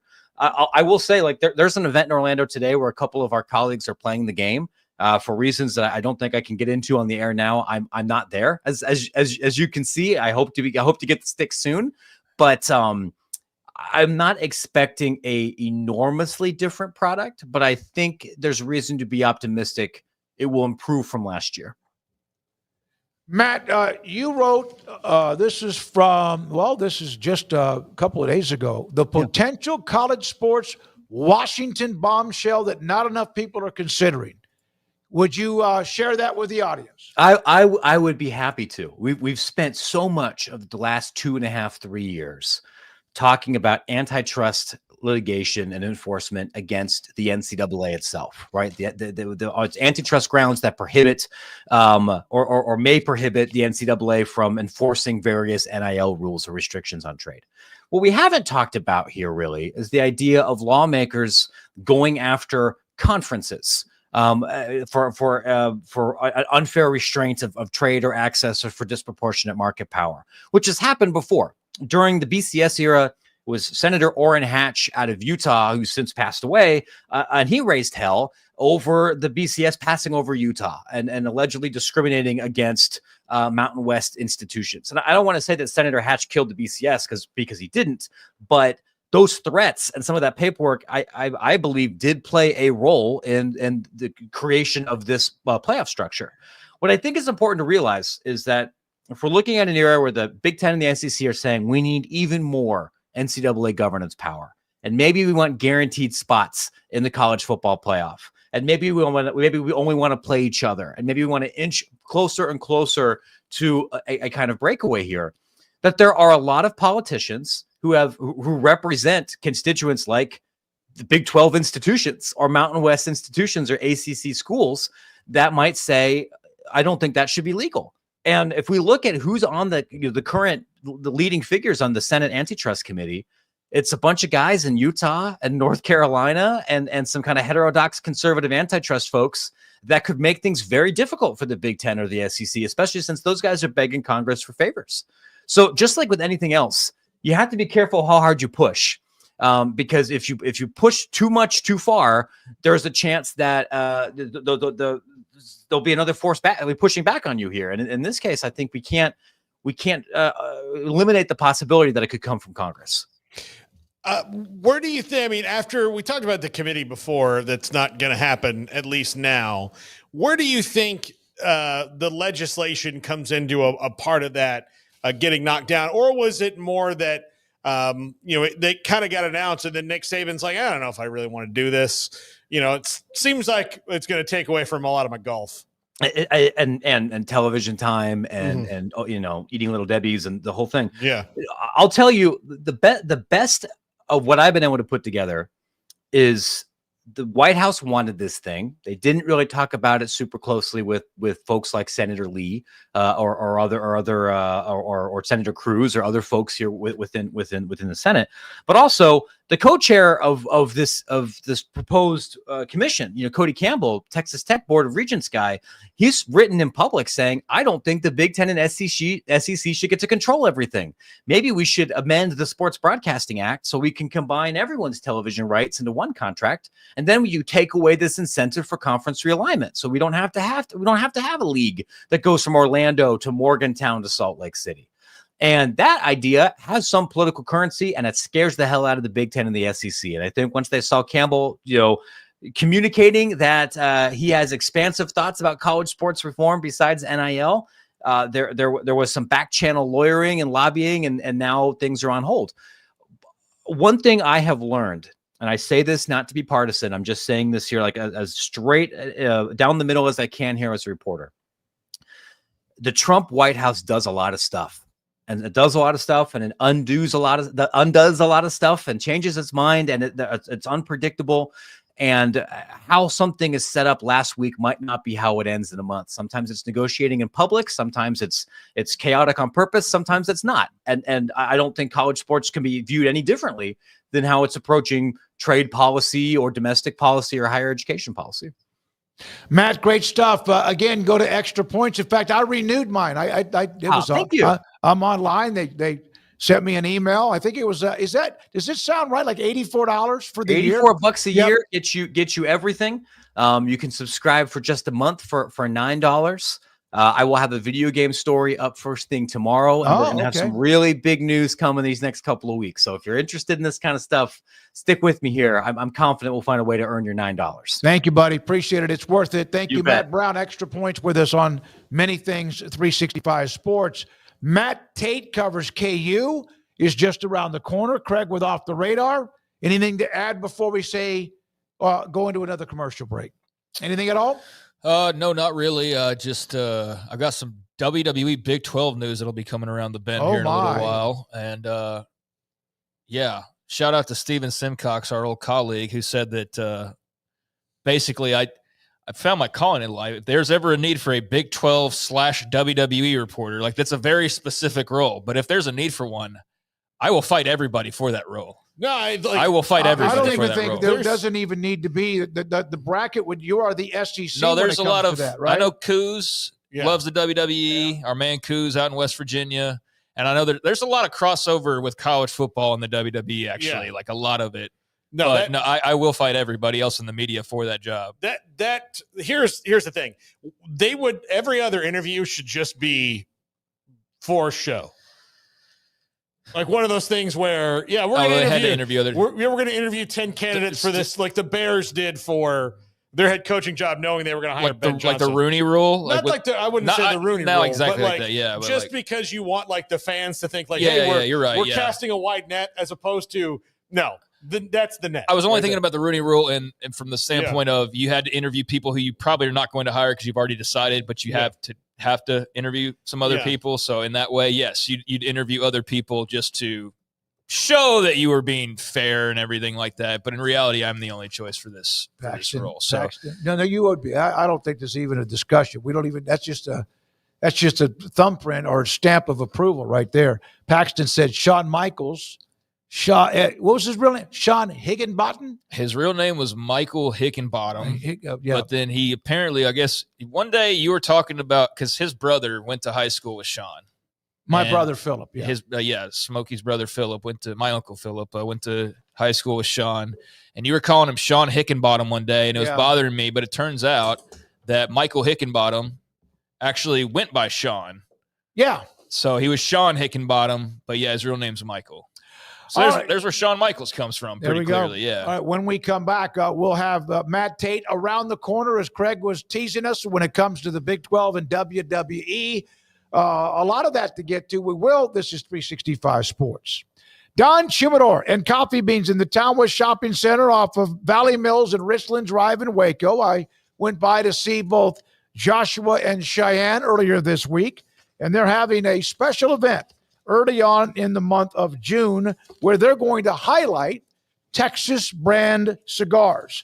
It's just in between Richland Drive and Valley Mills. It's called the Lone Star Cut and Light, June 12th, 5 until 8 at Don Chimador and Coffee Beans. Yes, they have pipes. They have fresh coffee beans.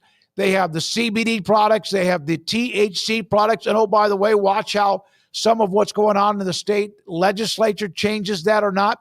But they will have a taco truck out in front of their business, Bear Arms Brewery, reps from McAuliffe, Mayfin, and Roma Craft Cigars, Texas brand cigars. It's on June the 12th, 5 until 8.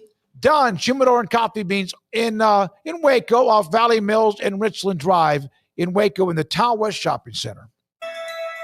Alan Samuels House of Travel is a full-service travel agency with highly experienced travel consultants plus support staff with over a combined 150 years in the travel business. They are ready to take care of any travel situation for you, your family, and your business, and with the kind of knowledge to complete a seamless itinerary trip start to finish. They will search for the best deal to accommodate your budget from air to cars, ship to shore, hotel, and even meeting space. Name a destination and they've been there. They know the places to go and international and missionary Sherry Travel is one of their unique specialties. Alan Samuels, House of Travel, celebrating 50 years in business. Call Connie, Sherry, Linda, or Bambi at 254-776-2560 or find them on Facebook or at houseoftravelwaco.com.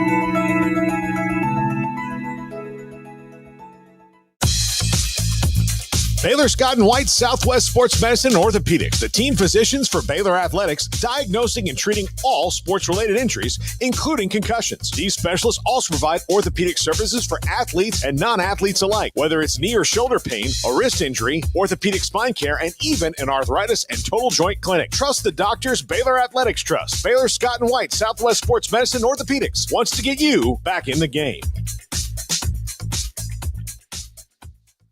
With so many companies and policies out there, it gets so confusing shopping for insurance, and I never know if I'm getting the policy that's right for me. Luckily, I met the team at the Natty Group Insurance Agency. With the Natty Group, you can go to one company and get access to coverage options from many insurance carriers, and you get to speak to a real person about your specific coverage needs. With the Natty Group, I know I'm getting the right coverage at the right price. If you need insurance, talk to the experts at the Natty Group at 1-800-258-8302. Established in 2007 and independently owned, Alliance Bank Central Texas is committed to helping families and businesses meet their financial goals. From their tellers to their board of directors, they know the importance of superior service and competitive products. Customers have confidence knowing that their financial needs are in good hands. It's your bank, Alliance Bank Central Texas, with 2 Waco locations, 4721 Bosque Boulevard and 191 Archway Drive on Highway 84, and at alliancebanktexas.com. Member FDIC, an equal housing lender. Want to send a message to the show? Jump in the Rudy's Country Store and Barbecue chat room. Matt Tate covers KU. Wave the wheat. Matt joins us, 365 Sports. And Matt, thank you very much for your time. Let's start with the Big 12 meetings in Orlando. I saw where Bill Self, among others, were there. Some of the football coaches, Dillingham and Leipold, there today. But that he says the Big 12 coaches want the NCAA tournament to expand. Is that what you've heard as well? Yeah, I definitely heard that yesterday. It was a bit of a surprise to me. Maybe they do. Maybe they've all come together and sort of had a change of heart about it, or whatever you want to call it, or maybe they were presented a case that made them realize, hey, yeah, that's great, let's do it. But I was under the impression before yesterday that a lot of them didn't want that. So, you got to take it at face value, right? If he says it, he says it, and you got to, that's all we can do is take that as true.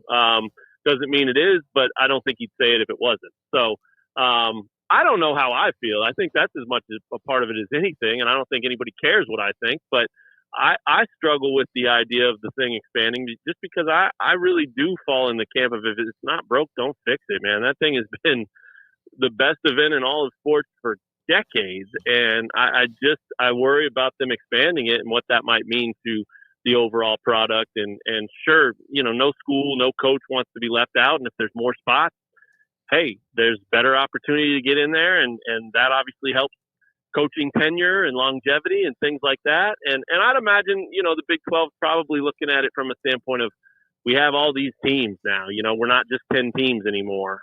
We've got a bunch of teams, and so if they open the door for us to have a couple more spots, then yeah, we'll take them because we want to get as many of our teams in as we can. So it's probably as simple as that. I kind of wish they weren't tinkering with it, but nobody asked me. Maybe you did. I don't know. I don't think that was the answer to your question, though. But I'm sure you guys are in the same boat, man. And I'm sure there's a lot of media and a lot of fans and a lot of people that are kind of like, I don't know what I think about that.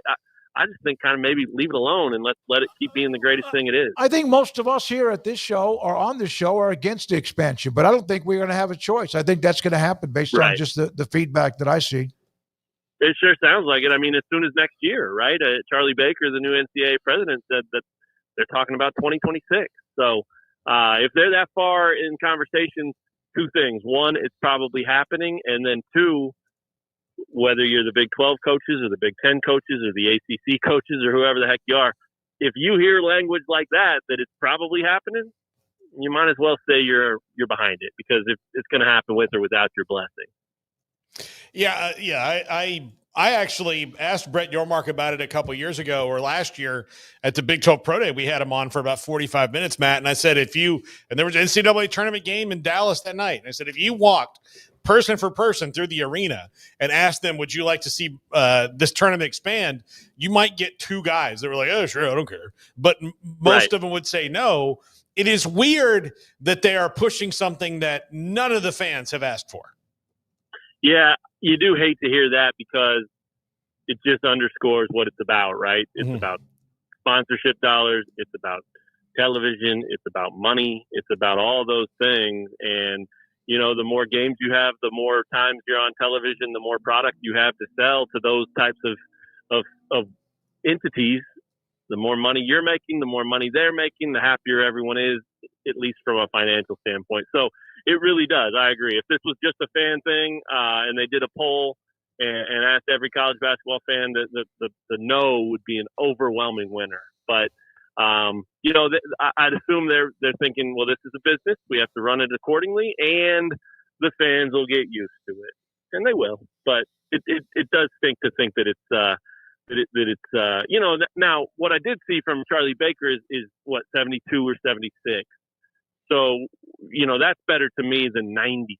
I mean, we were hearing that a couple of times when this expand the tournament talk first started and throughout the conversations that people have had about it. So 96 is absurd. 72 is only 4 more teams. Maybe that's easier to get behind. 76 is only 8 more teams. So maybe it doesn't become a complete game changer where it's unrecognizable and you've got double buys or anything crazy like that. I hope not. I mean, it's as good an event as there is, and it's worked, right? And it's worked for the top seeds and the blue bloods and the upper echelon of the sport, and it's worked for the underdogs and the Cinderellas and the sleepers of the sport. I mean, it's rare to find something that works for the top and the bottom and the middle, but that's the event. That one works. So go up by 4 or 8. We could probably all live with that, but anything beyond that, it just seems like that's crazy talk to think about putting 100 teams in, or nearly 100 teams. I hope we never get to that. Matt, what are your thoughts today? Brett Yormark, of course, spring meetings in Orlando. There are other conferences are having theirs. The SEC is almost near the end of theirs, but Yormark says, no, we as a conference, I've seen ADs make this comment. Harlan from Utah, we want the 5 automatic qualifiers plus the 11 at large. That's possibly going to leave them one less spot, depending on who they are. It might be risky, but at the same time, they said, nope, we got to earn it on the field. Your thoughts about that? I love the earn it on the field concept, and I'm glad they're backing that and pushing for that, because, yeah, you're right. There are sometimes it's going to bite you, and sometimes it's going to work in your favor, and it is what it is. Like that's what sports is. You should have to earn it, and so I love that that's the message they're pushing, I mean, I think it's great to see the Big 12 and the ACC, especially, the Big 10 and the SEC are already the power brokers. We all know that. And the more they flex their muscles, the harder it gets to handle. But it's cool to see these guys standing up for not only themselves and their respective conferences, the ACC and the Big 12 especially, but also for just, the sanctity of the sport, right? Like, let's earn it out there. We want it to matter. We want it to be competitive. We want it to be about deserving and not just predetermined by, we have to fill a certain number of slots with a conference like this, So I admire that they're standing up for that. And I do think, I could be wrong. And maybe if the shoe was on the other foot, it would be different. But I do think that there is some genuine respect and appreciation for the good of college football as a whole. When you hear Brett Yormark talk about it, when you hear Jim Phillips talk about it, I don't think that's them blowing smoke. I think they mean that, and I think they would probably say that no matter where they were. It's just words, right? So it's still got to be action. It's still got to be backed up. It's still got to work out. But I do think it's cool that they're not just defending their conferences, but they're defending the good of the sport, because, that's another one, right? College football, just like the NCAA tournament in basketball. I mean, college football has been a beautiful thing for decades, and it has undergone so many changes and probably way more than basketball. And it has endured, and it has continued to be, one of the most important seasons in all of sports, and especially in this country, right? So,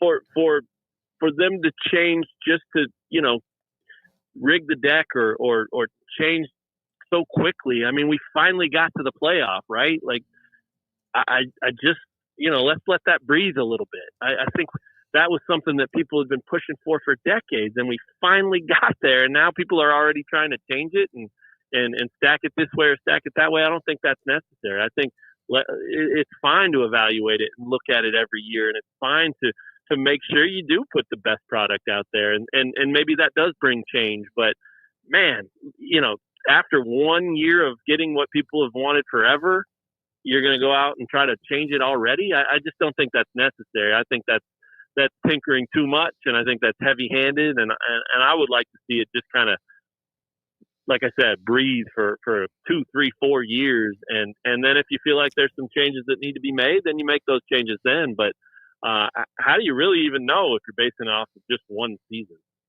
Matt, what is more of your focus right now?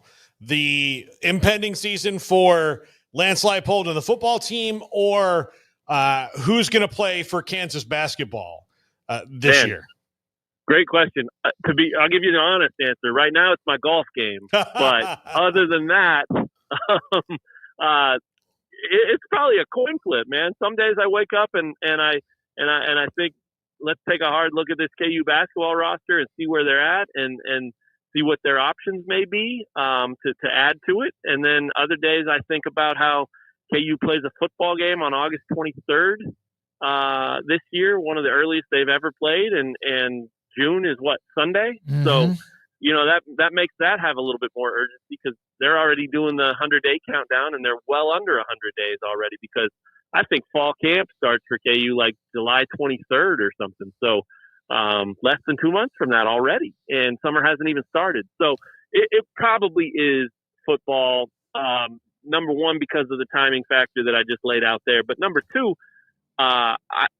I think this Kansas basketball roster needs another player or two. I think Bill Self thinks that and has said that. And I think he wants that to happen. But I also wonder at this late juncture, whatever pieces they're still able to add, how much impact can those guys have? It's unlikely that they're going to add a big-time impact guy at this point. So what I find myself doing is looking at the roster as it stands today and kind of penciling, okay, here's who the starters are. Okay, here's the depth. Here's who's backing up whatever, and here's how they might play. And I do think, there's a player or two missing from it, from the perfect roster, the ideal lineup that they would have.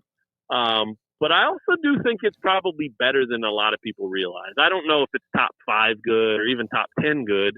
It'll be a work in progress, but I do think the guys they added this offseason in the portal, I think they're Bill Self guys. I think they're defensive-minded, athletic grinders who can really compete. And we haven't had a ton of that here the last few years, and obviously you've seen what that's done to the final record and the outcome of their season. I mean, it's been a rough couple years by Kansas standards, especially. So I love that he went back and tried to find some of his types of players and guys that fit who he is and fit what he's had the most success with. You think East Coast guys, you think Chicago guys, and that's largely what he added this offseason. And then there's enough too. I mean, like Flory Badunga and Darren Peterson, if they reach their ceiling this year, and Flory's just a sophomore, so maybe that's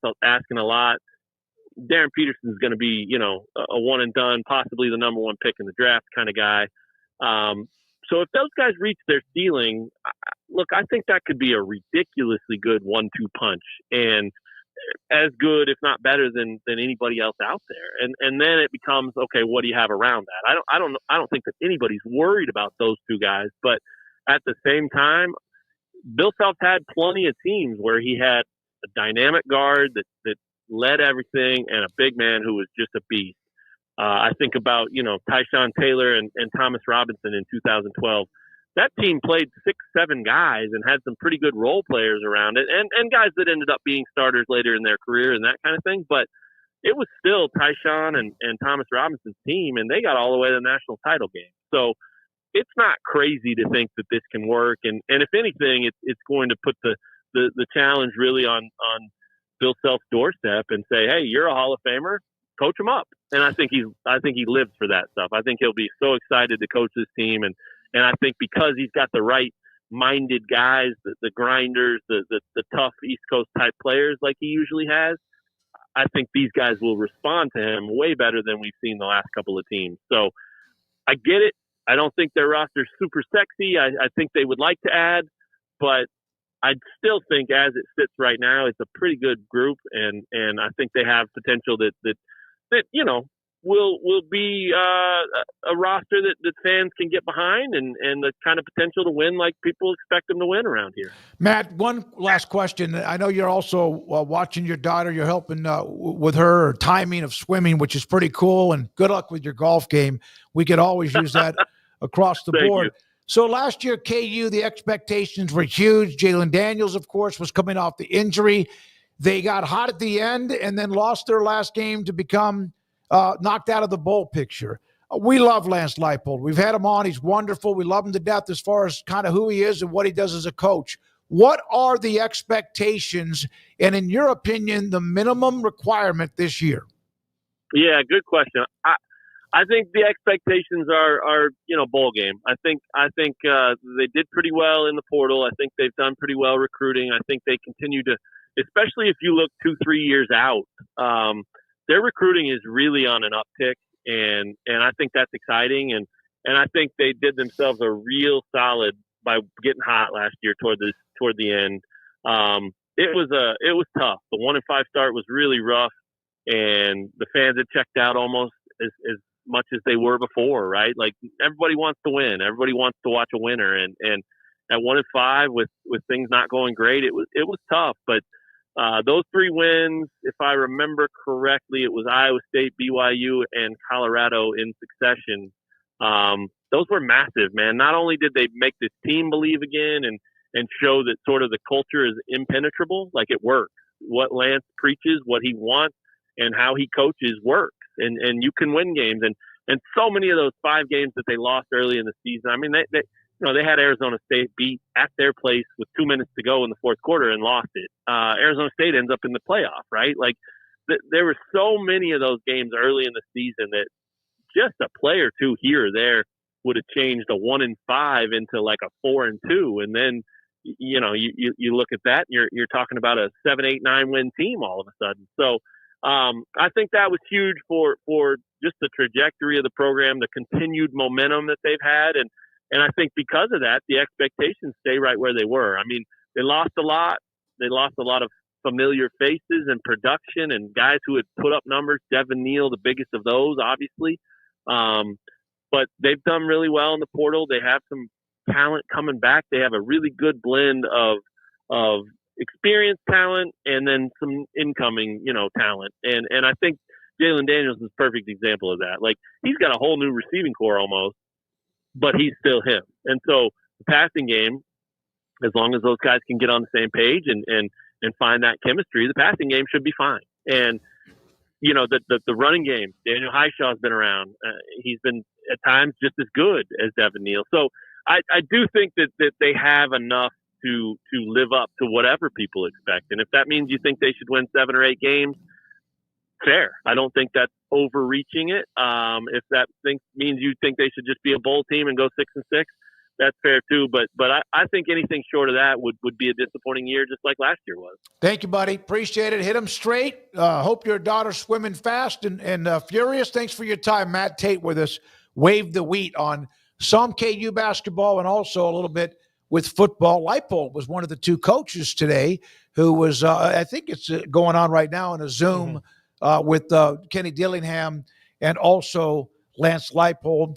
And then Draper, the football director of football in the Big 12, was also as a part of that Zoom. When we come back, Craig Smoak and Off the Radar, and around the corner, the 5 o'clock hour includes Hal Mummy, Mr. Air Raid, his thoughts about the College Football Hall of Fame credentials, criteria, winning percentage, etc., how it affects head coaches.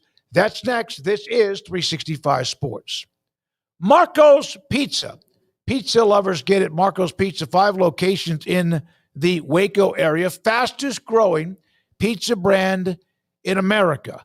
I have mentioned this before when I was a senior in high school, and for a couple of years when I was coming back home during the summer from being at Tyler Junior College and even one year at Stephen F. Austin to make money, I delivered pizzas. I loved that business. I enjoyed that. It was competitive. You got money per hour. You also could make more money with tips. You could also make more money because you hustled, and I did. Pizza business is kind of fun. Bob Mock's been a part of the pizza business for a long, long time, and he owns the 5 locations in the Waco area. Marco's Pizza, online with numerous specials. Also, own a soaring franchise because of what I've mentioned. Territories available. Marco's Pizza. Pizza lovers get it. Marcos.com. In our logo and advertising, we say we are people that you can count on. What does that mean? It starts with providing a quality vehicle and quality service at a fair price.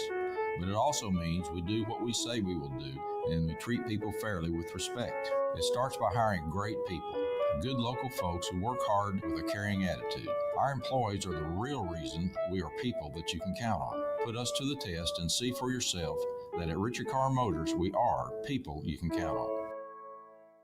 Parenting is full of surprises. You never know what to expect. So after our son was born, I called my Texas Farm Bureau insurance agent to set up a life insurance policy in case something happened to me. Sawyer is now 2. And we'll soon have a sister. There's no one else I would trust with protecting my family. Stop by and see our agents at one of our 3 McLennan County locations. Coverage and discounts are subject to qualifications and policy terms and may vary by situation. Developed by Startup Waco, a nonprofit organization, GXG is a program designed to support the entrepreneurial development of Baylor University student athletes through NIL activations. The program helps student athletes maximize their platforms and offers a comprehensive support system for them to create and grow new businesses that not only benefit themselves, but also uplift the local economy.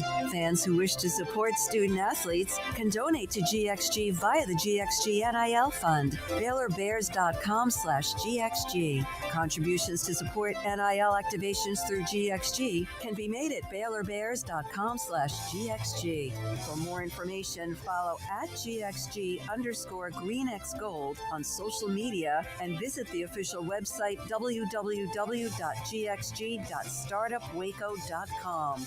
GXG, empowering student athlete entrepreneurship and uplifting the local economy through NIL activations. Riverbend Liquor and Wine now has 2 locations to serve you. The original on Lakeshore Drive and North 19th Street, and the brand new spot in downtown Waco at 600 Franklin Avenue. If you're looking for the best in craft beers or local Texas bourbons, then the original is the place to be. And for the latest trends and online phenomenons, head downtown to the Franklin location. Either way, you're going to get the same great variety, customer service, and speedy experience. Check out both locations on their Facebook and Instagram pages, Riverbend Liquor and Wine, Lakeshore Drive and North 19th Street, and now downtown on Franklin Avenue.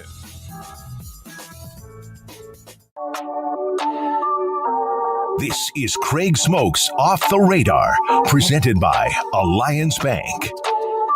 They take pride in making banking easy. AllianceBankTexas.com. All right, welcome into Off the Radar here on 365 Sports. Segment looking at just few things that are floating around out there in the world. Depends on the news cycle, but certainly getting into that busy time, maybe before the lull of the summer, or maybe the summer's jam-packed with news. I don't know. It's especially when you're college football based, it could be Could be either or, but there's plenty going on right now. Not only a lot that we've covered, but a lot that we haven't. So let's get to it. And one of those things that we have talked about a little bit is the NCAA video game. Matt Brown touching on that. And I think the excitement level definitely dipped below what we saw last year when it was fresh and new and back for the first time in over a decade. But there's still a lot of excitement, a lot of people amped up about the possible changes. But today was the day after getting the cover shots yesterday of what the big trailer, right? The big release of the NCAA football trailer. And here you go. Here's the NCAA football trailer for those who haven't seen it. Is there noise or I need to talk over this? You can talk over it. I had the noise, but I didn't want to get. Okay, yeah. So here you go. There's Texas and Sark coming out of the tunnel. BC. That's a high school game. Is that a high school game? Yeah, it's a Road to Glory. Oh, okay, yeah, Road to Glory. The UNC on here. The Rose Bowl. Down our spines. The graphics look nice. Oh, there's the masked rider. Texas Tech fans, Kim Coulter will be happy about that. Ryan Day. Yeah, Ryan Day. Actually looks like a Ryan Day. So there's Virginia Tech. Yep. And part of the reason we came, Enter Sandman is playing. Yeah, that's why. Good call on that. The fact they got Enter Sandman playing is pretty cool. Oklahoma State jumping out there. So yeah, obviously this is not all actual gameplay, but it's giving you a good idea of what the game is looking to promote. Oh man, they got all the celebrations on the sidelines, all like the unique individual celebrations. And character are unlike any other. And Sark. Ohio State's closed There's out. something in the air. No, that was. Look at this. Malik Murphy made it. Okay, good for him. Yeah. Breaks them down. Yeah, a little gives the stadium a Oregon State action. I like that. They're getting a little bit of spotlight on pride. What is going to happen here? Beavers just can't catch a break, can they? Just cannot catch a break. There's Jeremiah. Oh, that looks real life. That does too. Brian, yep. Cover guys. So there you go. There's the trailer for NCAA football. Or excuse me, it's not NCAA. It's EA Sports College Football 2026. There you go. There's the trailer. Sans noise so that we don't get copyright strikes and get stuff taken down. But there is a glimpse for those who hadn't checked it out. And it looks pretty cool. I mean, it's a trailer. It's supposed to look cool. But what's your excitement level? Garrett, you never got into it last year, did you? Well, I need to get a P5. If I had a P5, I would get one. Yeah. So I'm kind of on the back burner with that. Yeah, I got you with there. I got one as a gift. And so that was like a big gift, obviously. And otherwise, I wouldn't have one, to be perfectly honest with you. But, Paul, I know you've got your Dynasty ongoing, so you're excited for it. You don't play video games, so you don't. I think a great segment, though, would be to bring in a PS5 in here and have Smokey try and play. I mean, against the computer on the lowest possible level. Well, okay, whoa. You're not giving me any credit. Well, no, I'll tell you, I've brought this up. It's been a while. Okay. Back when the how much should have bet he would hold it like this? Yeah, I would. Back when some of the football video games came out, Craig was very efficient, very good.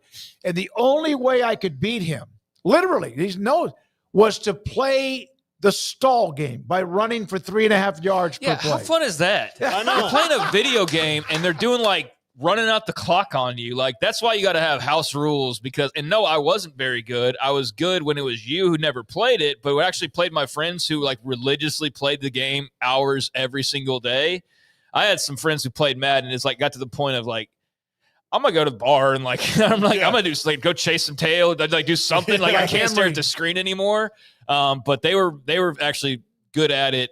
I like video games to a point, but I'm not anybody that has ever been like a master or a really great gamer at anything. And I don't really enjoy playing online. I like to just kind of play my RPG off to the side, honestly. It's either the only people I like playing with are people I know. So like if I'm going to play online, I better know you and we better be friends. And most of our conversation won't be about the game, you know? So like my brother-in-law and I keep saying that we're going to, because when he came here to visit, I think part of the reason I got a little bit more into it is he's like, all right, let's play. And so the first game close, he beat me on like a last minute touchdown. Then we played like 3 other times and he just just wipe the floor with me. So then it, I was kind of almost got like a Rocky sequence of, of getting better chasing at it. the chicken. Yeah, exactly. But yeah, no, I'm excited about it. Again, if I know you, I'll play online. I'm not trying to impress anybody, but I think I've gotten okay. I think I can win my fair share. Well, I can guarantee you'd beat me because I have not played the game much, but I don't know. I might do this for like collectible purposes. I almost like you collect like, just whatever things. Like I might just have the lineage. So 10 years from now or something, I've got the whole lineup of the NCAA or EA Sports college football video games. But there's another little taste of the stuff that they're unveiling this week and rolling out. So the trailer, we've got the cover, and more details to follow. But thanks for Garrett having that set up so we could watch it and not get copyright stricken.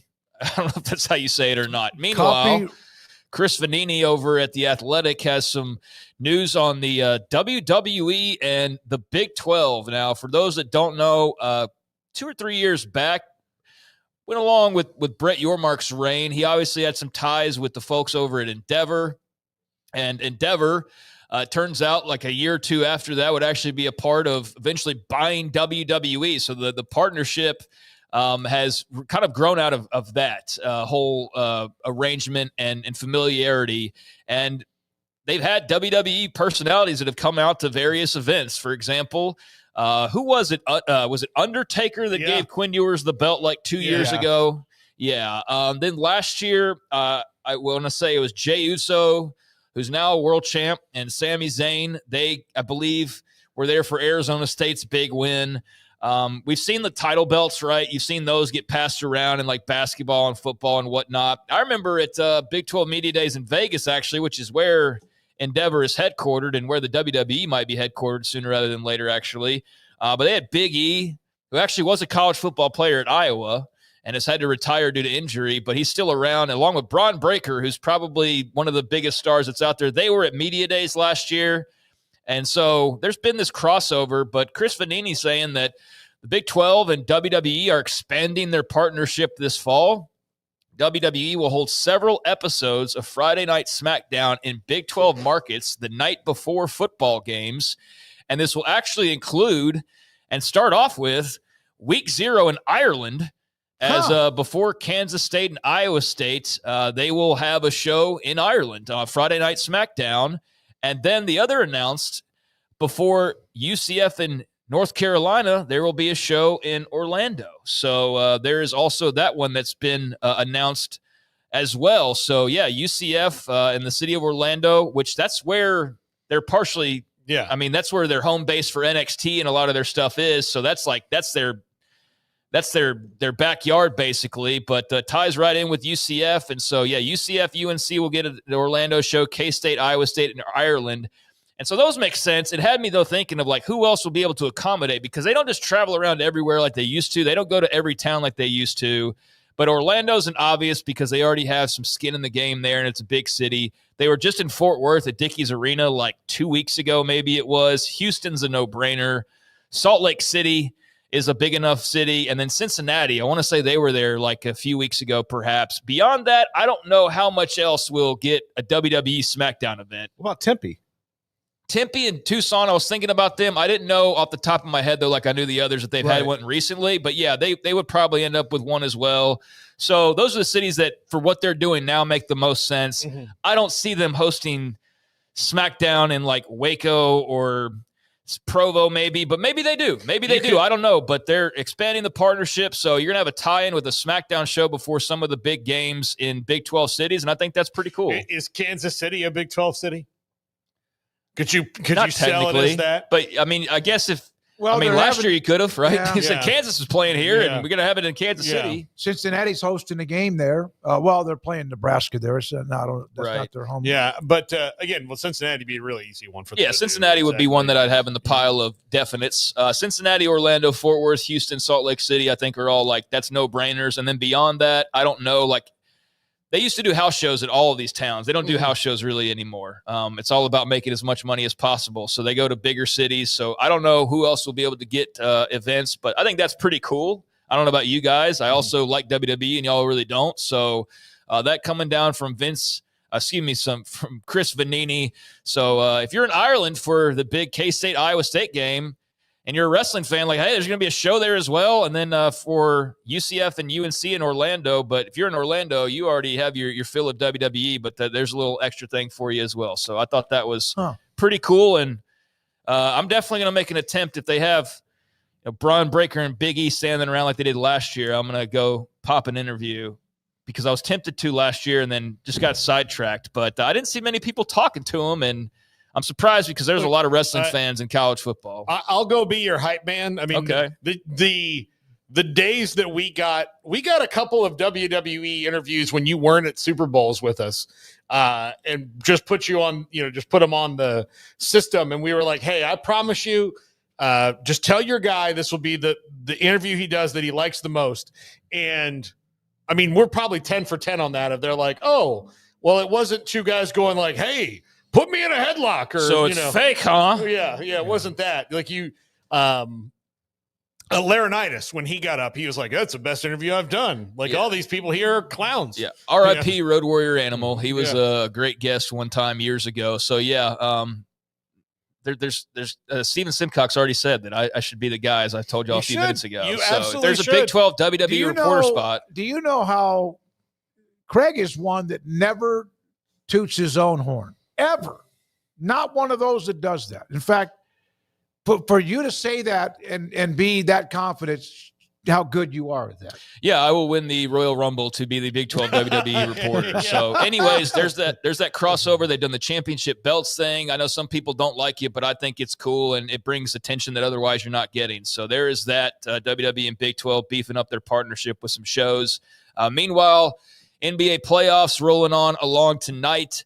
Pacers and Knicks. Indiana was not able to make this a clean sweep as the Knicks were able to keep this thing going. But at Madison Square Garden tonight, 7 o'clock, TNT True TV. And I'm not calling it Max anymore. It's HBO Max or just HBO. But we'll be on that as well for the streamers out there.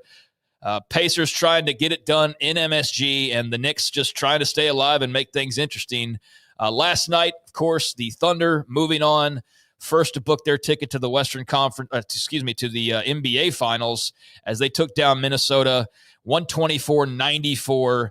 Big game for Shai Gilgeous-Alexander as OKC with not much trouble against Anthony Edwards and the T-Wolves. They win that series 4-1. So it'll be OKC versus either Indiana or New York. And if Indiana wins tonight, then it will be OKC and Indiana for all of the marbles. So I didn't realize this. I get that newsletter in the morning from theathletic.com, which is one or two places that I do any kind of subscription, and Extra Points is another one.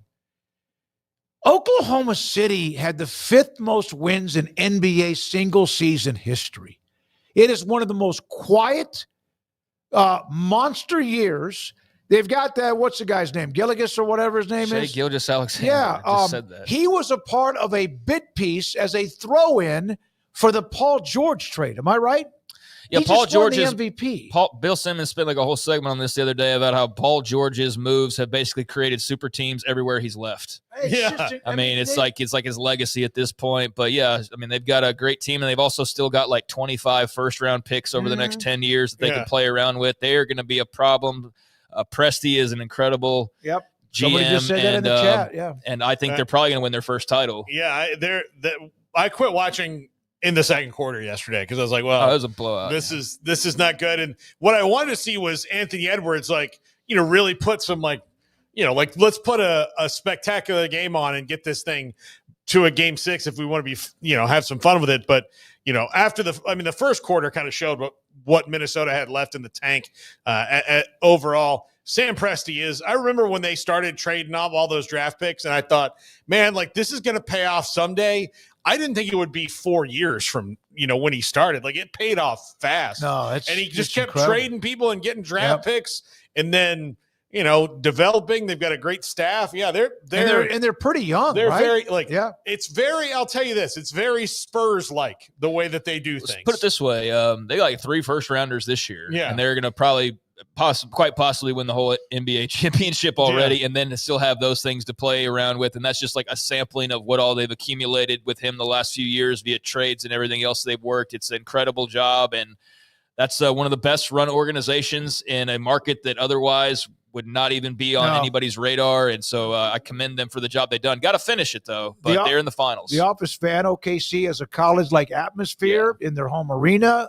Emory's gone up there to watch a few games. Don't they have that guy, Eben Wama, or whatever his name is? Who's their big, tall drink of water that Oklahoma City has? Chet. Yeah, him. Holmgren? Holmgren, yeah. Not even close. That's Eben Wama. The other guy's at San Antonio. Wembenyama, yes. He's at San Antonio, yes. They're basically the same people. All right. You just at a certain point just stop learning names. The guy from San Antonio got hurt, though. Yeah, no, he had deep vein thrombosis in his shoulder. So if you're going to celebrate a Spurs title in the future, you need to at least learn his name the face of the franchise. Okay, who was the Wembenyama? Victor Wembanyama. Okay. We'll just call him Wemby. Do you know who the rookie of the year in the NBA was this year? Team. Give me a team. Also a San Antonio Spur.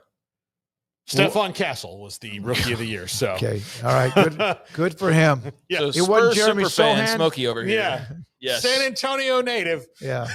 Well, or at least high school wise. Yeah, not about the Spurs, about the Thunder. So they are moving on. And then any thoughts on Pacers Knicks later on tonight? I would love to see that go to 7 games. I want them to knock out the Knicks as quickly as possible. But I think that Indiana and Oklahoma City is the best possible matchup overall. I also want to see it because Emory hates Tyrese Halliburton. Emory, am I right there? Yeah, he hates Tyrese. He mentioned he hates Tyrese Halliburton. So what I want to see is a frustrated Emory dealing with watching it, but also if he does get the title, if the Thunder get the title, then it tastes that much sweeter to him because it happened over a player he abjectly dislikes. I like Tyrese Halliburton's dad. He seems like a very calm and humble man who never tries to take away the spotlight. No, Tyrese Halliburton, former Iowa State Cyclone, also massive WWE fan. So there's a crossover just naturally that is there as well, but between the Big 12 and that company. But he's made several appearances in the last year and has got involved. And he and Jalen Brunson actually had like a whole little segment a few months back before they knew they would even be playing each other in the finals, which is how small a world it is. But yeah, you got that going on tonight as OKC will look to see if it will be Indiana or if this thing will stretch out and the folks at MSG get to go home happy later on tonight. So that's coming up at 7 o'clock, as I mentioned. Then NHL, you got the Panthers who moved on last night, beating the Hurricanes 5-3.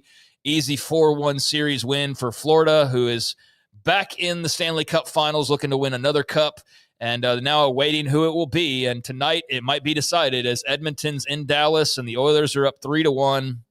7 o'clock. The face-off on ESPN. Stars at home trying to stay alive, down 3-1. Garrett, how confident or not confident are you in the season ending tonight for your Dallas Stars? Man, I think it's over. Like, just the way that they cannot score. There's no consistency. Edmonton's playing on a totally different level. Kind of like Paul was mentioning with the matchup in the NBA. There's no doubt in my mind Edmonton versus Florida should be the championship for the NHL. That would be phenomenal. I would like to see the Stars still at least still one at home, but I think they're toast, man. Well, that is coming up later on tonight. Stars fans hoping that it will last at least a couple nights longer, but yeah, it's not looking good. They've been outside of just being able to steal a game, quite frankly. It's been all Edmonton and Connor McDavid obviously leaving the way there. And so final thing for you, just found this interesting, the big flag football announcement that came out about the Olympics a couple of weeks ago. And you had one of the, I don't know how many people knew a flag football professional league actually existed, but you had like a player from there who's like, hey, we want to be a part of this, because we all just assume it will be NFL guys, because why wouldn't we assume that?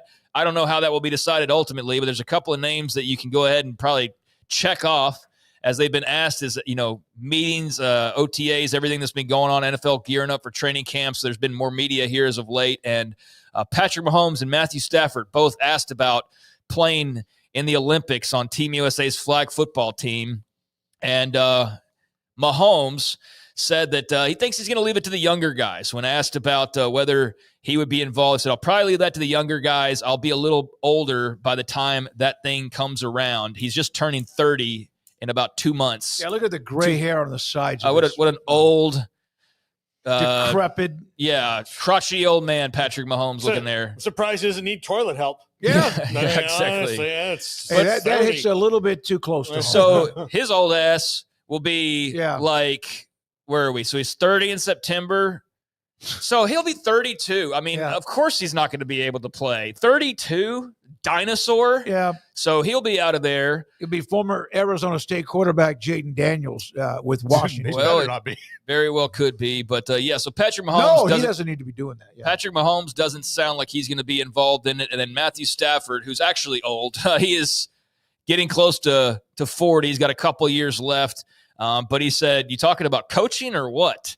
And then said, sure, as far as playing, I mean, nobody's going to want me to, but sure, would be fun or coach. So it sounds like he really wants to coach this thing if he's got an opportunity to do so. And he wouldn't be on my list of guys to be on the team at that point anyways. But I do like that they're at least asking about it.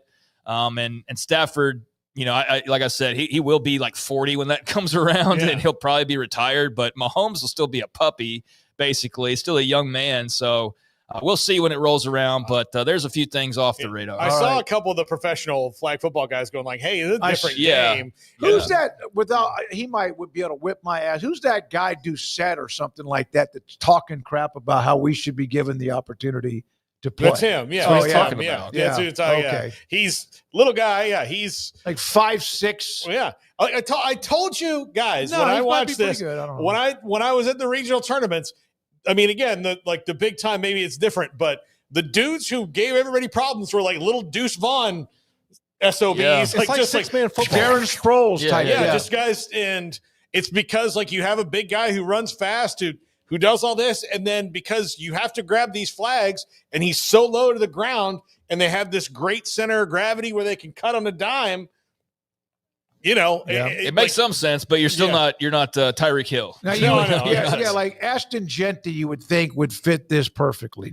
Someone like that. Which is why, though, I will advocate continually for Deuce Vaughn to be a part of that team because I think he's the perfect flag football part player. Of the Cowboys he roster? Is for now. Yeah, okay. Would not winning gold in flag football when it's your Olympics be the biggest embarrassment? It would let that 2004. 8, whatever that team was, the 2004 Olympic team that went and ate their way through the Olympics off the hook. What sport? The basketball team. Okay. The basketball Kobe team. caught him in the locker room. Oh Or the elevator. Probably what you're talking about. Yeah, the team that was before that lost. Oh, okay. Where Kobe, they did the documentary about that after, but the one Kobe took over, but the one right before that lost, it would put them off the hook for biggest disappointment in American Olympic history. Yeah, I mean, and even then, it's not like it is now where America has really legitimate competition in basketball. Like if they do the NBA All-Star Game format change of it's the world versus the U.S., the world team, there's a good chance they could spank them. I mean, I probably wouldn't be a blowout either way, but I mean, they could definitely win. There was at least seeds planted for basketball internationally back then. Flag football, I know it's not pro football, but you would think that that's Team USA's all the way. But there you go. There's a few things off the radar. All right, let's get to a couple of super chats. Ari's going to be tomorrow. He's got a flight. He's through security, but I just felt like we don't want to have to rush him. We'll have Hal Mummy here in just a moment. Some of the super chats today from retired stockbroker: most NCAA national championships, UCLA basketball or University of Houston golf? I forget what the number of Houston titles was now off the top of my head, but I say Houston golf titles. What did you say? How many did they have? 12 or 14? Something like that. Yeah.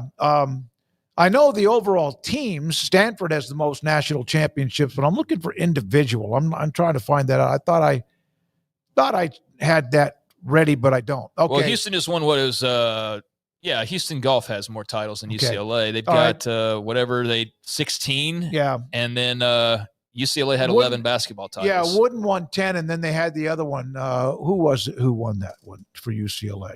Was it Hart? It wasn't Hart. Oh, okay. Kim Coulter, very American. What a fantastic way to characterize the proposal to Matt Brown when he was talking about trying to figure things out. And then retired stockbroker, David Smoak and Kim Coulter to start for the flag football team. That would be as like standing over on the sideline doing nothing, because that would end up very, very poorly. All right, coming up, Hal Mummy, Mr. Air Raid, and his thoughts about the new. In fact, Garrett, let's put up the tweet about what they are doing with the National Football Foundation. So we've talked about this since Mike Leach passed away a little over what has been a year and a half, almost 2 years ago, that the requirement for a head football coach in college to get into the Hall of Fame was to have a 60% or better win percentage.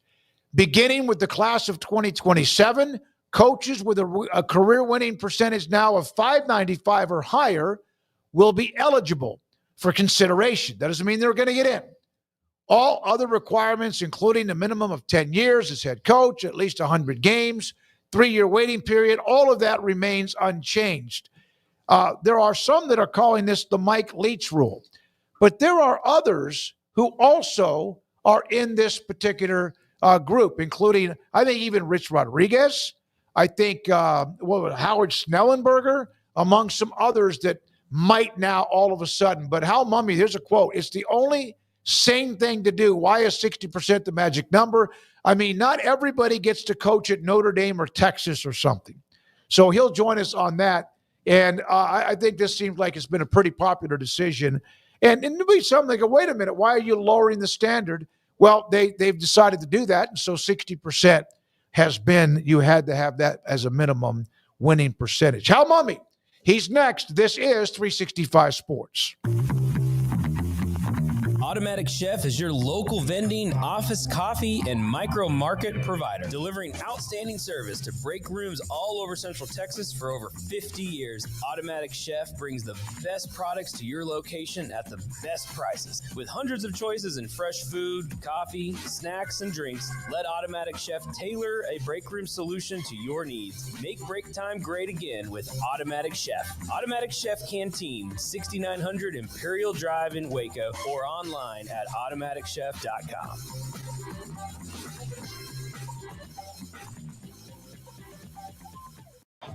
Baylor alumni are more than 160,000 strong.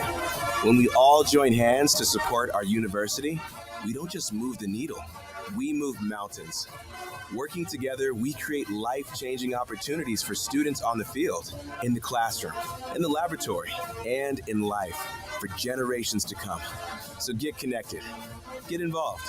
Learn how at baylor.edu/alumni.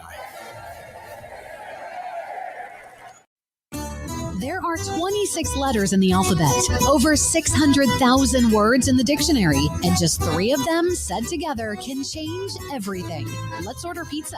Those 3 words lead to dough made from scratch and 3 fresh signature cheeses that blanket golden crust in a heavenly melt on Marco's Pizza that'll blow your mind. So visit marcos.com to order and stop by Marco's Pizza in Belmead, China Spring, Woodway, and in Robinson. Marco's. Pizza lovers get it.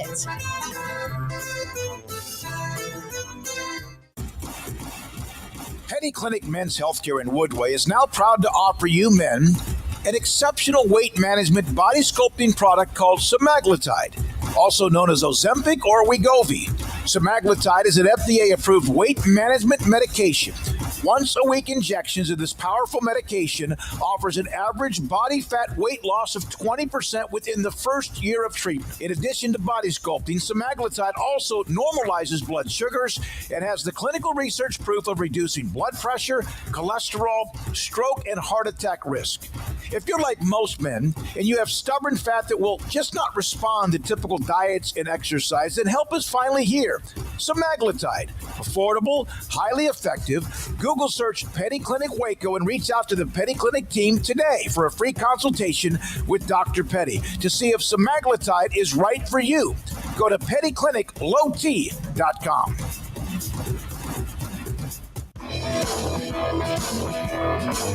This is 365 Sports. Enjoying the show? Hit the like button and subscribe. We just mentioned that the National Football Foundation is changing the criteria for head football coaches. A lot of the criteria stays the same, but the winning percentage does not have to be 60% or better. It's at 595. And that, of course, has brought in the conversation. And it was already there with Mike Leach, who has coached throughout the country, the late Mike Leach, who we miss dearly. Hal Mummy, the great Hal Mummy, who is as much involved in what we see and what we have seen with the air raid offense, joins us, who knows Mike Leach or knew him so well. Coach, thank you very much. Great to have you. It's an honor to have you on the show. So, well, I appreciate it. Yeah, well, it is, and we appreciate you. Your thoughts about this, the criteria dropping, and how miserable it would have been for Mike Leach to, on a technicality, basically never be introduced or inducted into the Hall of Fame. Well, I think they box themselves in on who they can induct because they pick some arbitrary number on wins. I mean, Howard Snellenberger's not in there either. Neither is Bill Yeoman. So, I mean, they don't qualify either. But Johnny Majors does it. Yeah, Jackie Sherrill. There you go. I mean, they've boxed themselves in because of an arbitrary number. I think they're smart for getting rid of it. I wish they had not changed it to 0.595 or whatever it is. I think they just boxed themselves in again. Coach, you discovered Mike Leach. You were there at the beginning of all of it. What did you first notice about him when it came to his football mind and his creativity and his adaptability to taking an offense that you had started to build and then adding his own flair to it? Well, Mike doesn't get enough credit.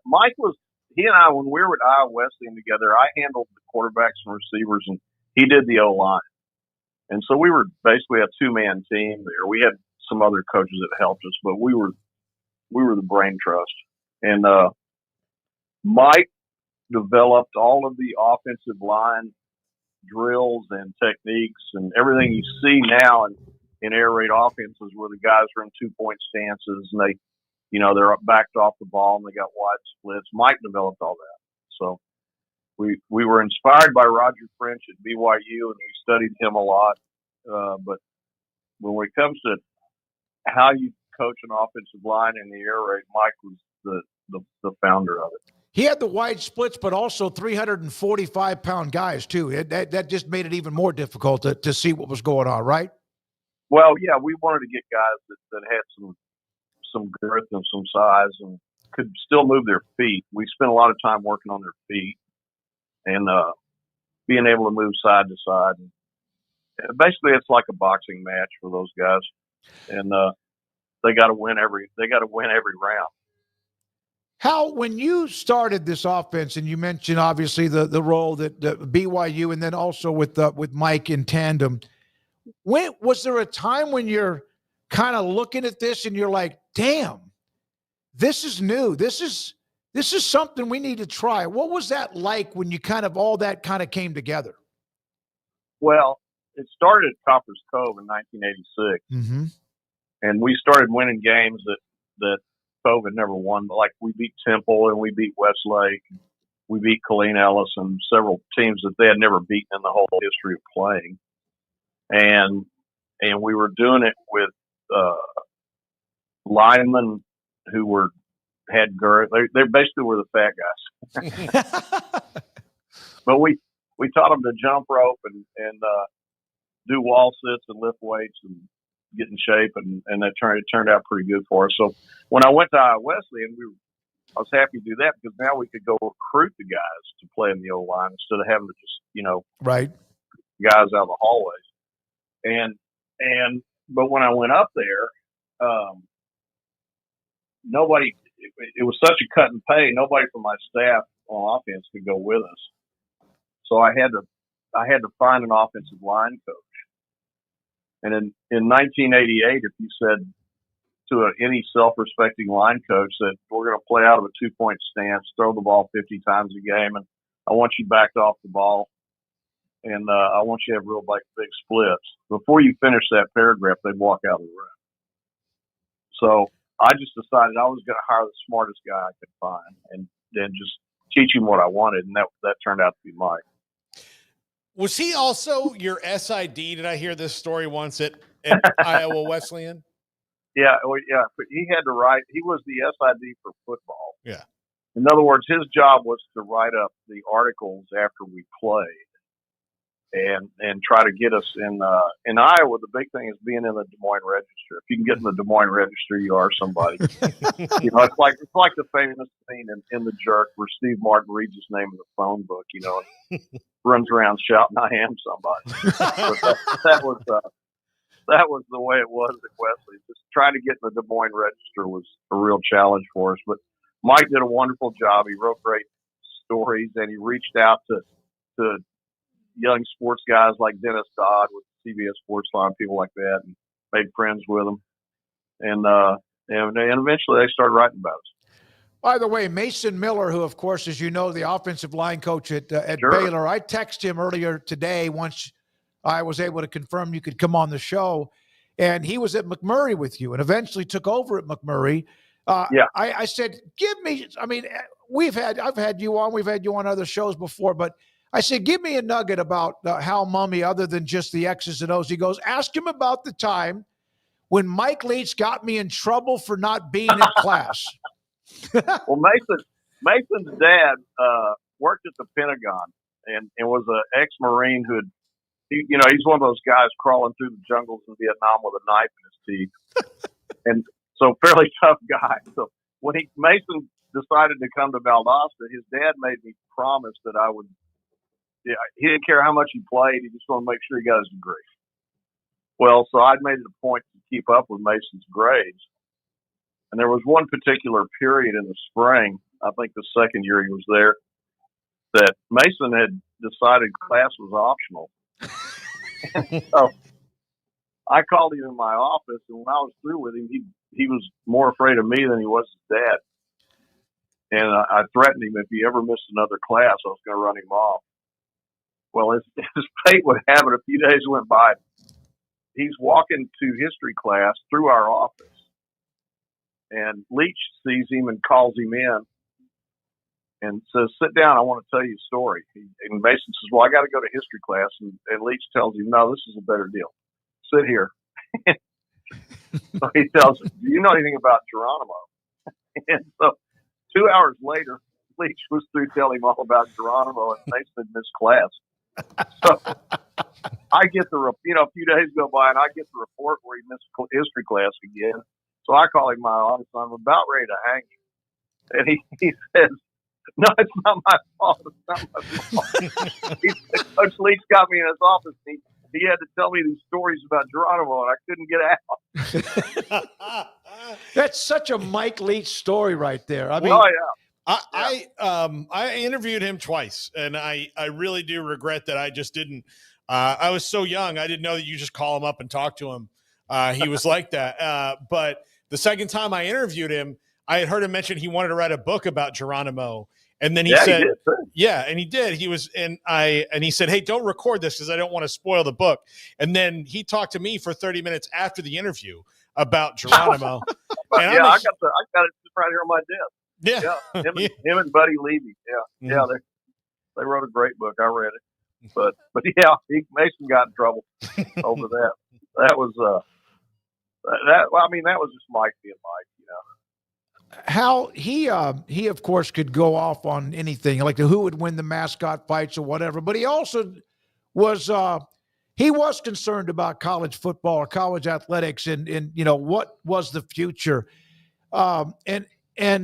He discussed, let's just have another committee. Let's have committees to make other committees. He hated stuff like that. What would he be? Too. Yeah. What would he? I hate meetings. I absolutely. We had a discussion about this the year he passed away in the spring. I was at the state, and we started talking about how the NIL stuff and the portal and all that was going on. And Mike had the right idea on things. We got to give them. It's just like the pros. You got to give them contracts. And so you sign a kid and he's going to make X amount of dollars, and it's a 4-year deal or it's a 2-year deal or whatever you want. But it's not where guys go to the NFL.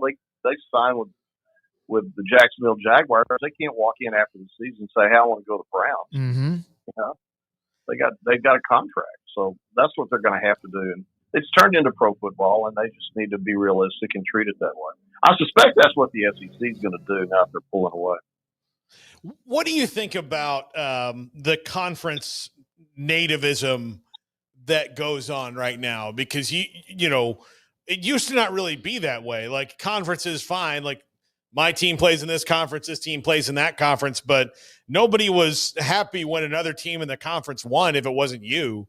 It seems really weird to me, and that's caused this strange direction that we're headed in possibly destructive direction in college athletics. Well, it all goes back to the money. I mean, so, you know, the SEC's kind of on top, the Big Ten's up there with them, and the Big 12's probably next, and you just gotta, you know, it's all about money. And I read where the other day Texas is going to have a $40 million payroll this year. Sark is saying it's 20. What he actually never said what it was. He said, "I wish that was true. I could have had $15 more million to spend or something like that." Yeah, but who knows? I mean, we don't. Yeah, no, they're not going to say. Nobody's going to say the truth. I mean, it's just, you don't want to tip your hand. Yeah, I mean, that's just the way it's gone, and you just got to adapt. I think the big thing is what Mike was saying to me is that we just got to adapt. You have been at every level. You mentioned Copper's Cove, but also at Corpus Christi, Moody, and et cetera, and all the various levels of college football. Do you think that are we getting to a point where there's this super league, so to speak, or might be, that the other levels of college football will not be forgotten, but just they're just like almost like, are they still there? Because I love the entire tradition of all of the divisions, all of the teams, winners or lose. I love all of that. And it seems like that's kind of becoming more the past. Well, you're right. And it's sad because, you know, people that live on the West Coast, they want to have their team. They want to pull for Washington State, you know? Yeah. I mean, that's the great thing about college football is the fans and the supporters. And so you got to have some way to preserve that. I think the playoff system we've got now is a step in the right direction. I'd like to see them expand it a little bit more, you know, but I think it's a step in the right direction because it does allow, you know, somebody like Boise to, you know, go pretty far in the playoffs. Yeah, that was the opportunity for them last year, and it seemed like they're trying to figure it all out. It looks like they're going to end up with 5 automatic qualifiers, conference champions, and 11 at large. They're still working on that. The SEC is trying to tell everybody how good they are, and they have an incredible run. I mean, they have. But I don't know. I don't know. So if, in fact, you were coaching at what would be a Power 4 conference, or including Notre Dame, of course, and you mentioned Notre Dame in Texas in your quote to Dave Wilson on ESPN.com. How would you handle what the rules are today? Well, I think you just got to do it pretty much like the NFL does. It's a negotiation, and here's a contract, and this is what we'll pay you, and you got to live up to it. You got to be honest with them. I think the trick to it, and this is what Bill Belichick was always so great at this in the NFL, is have a locker room that seems like a college atmosphere, but then the guys are making, you know, they're making really good money. And I think you got to still create that team atmosphere in the locker room. You can't let the millionaires rule your team. And so you got to be willing to cut some guys, you know.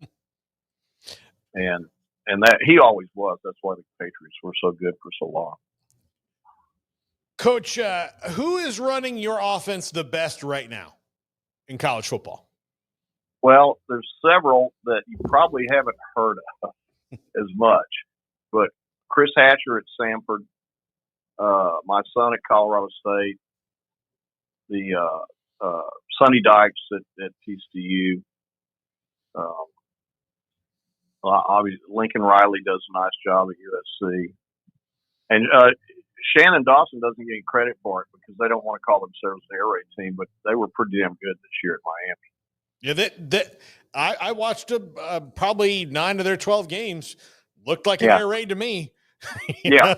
They just don't like they don't like. I don't think the head guy likes the label. So you mentioned your son Matt. Yeah. When did you know that he was going to end up being like he was picking your brain? It was marinating in his body. He was soaking it all in. When did you know? Pretty quickly. Yeah, pretty quickly. Matt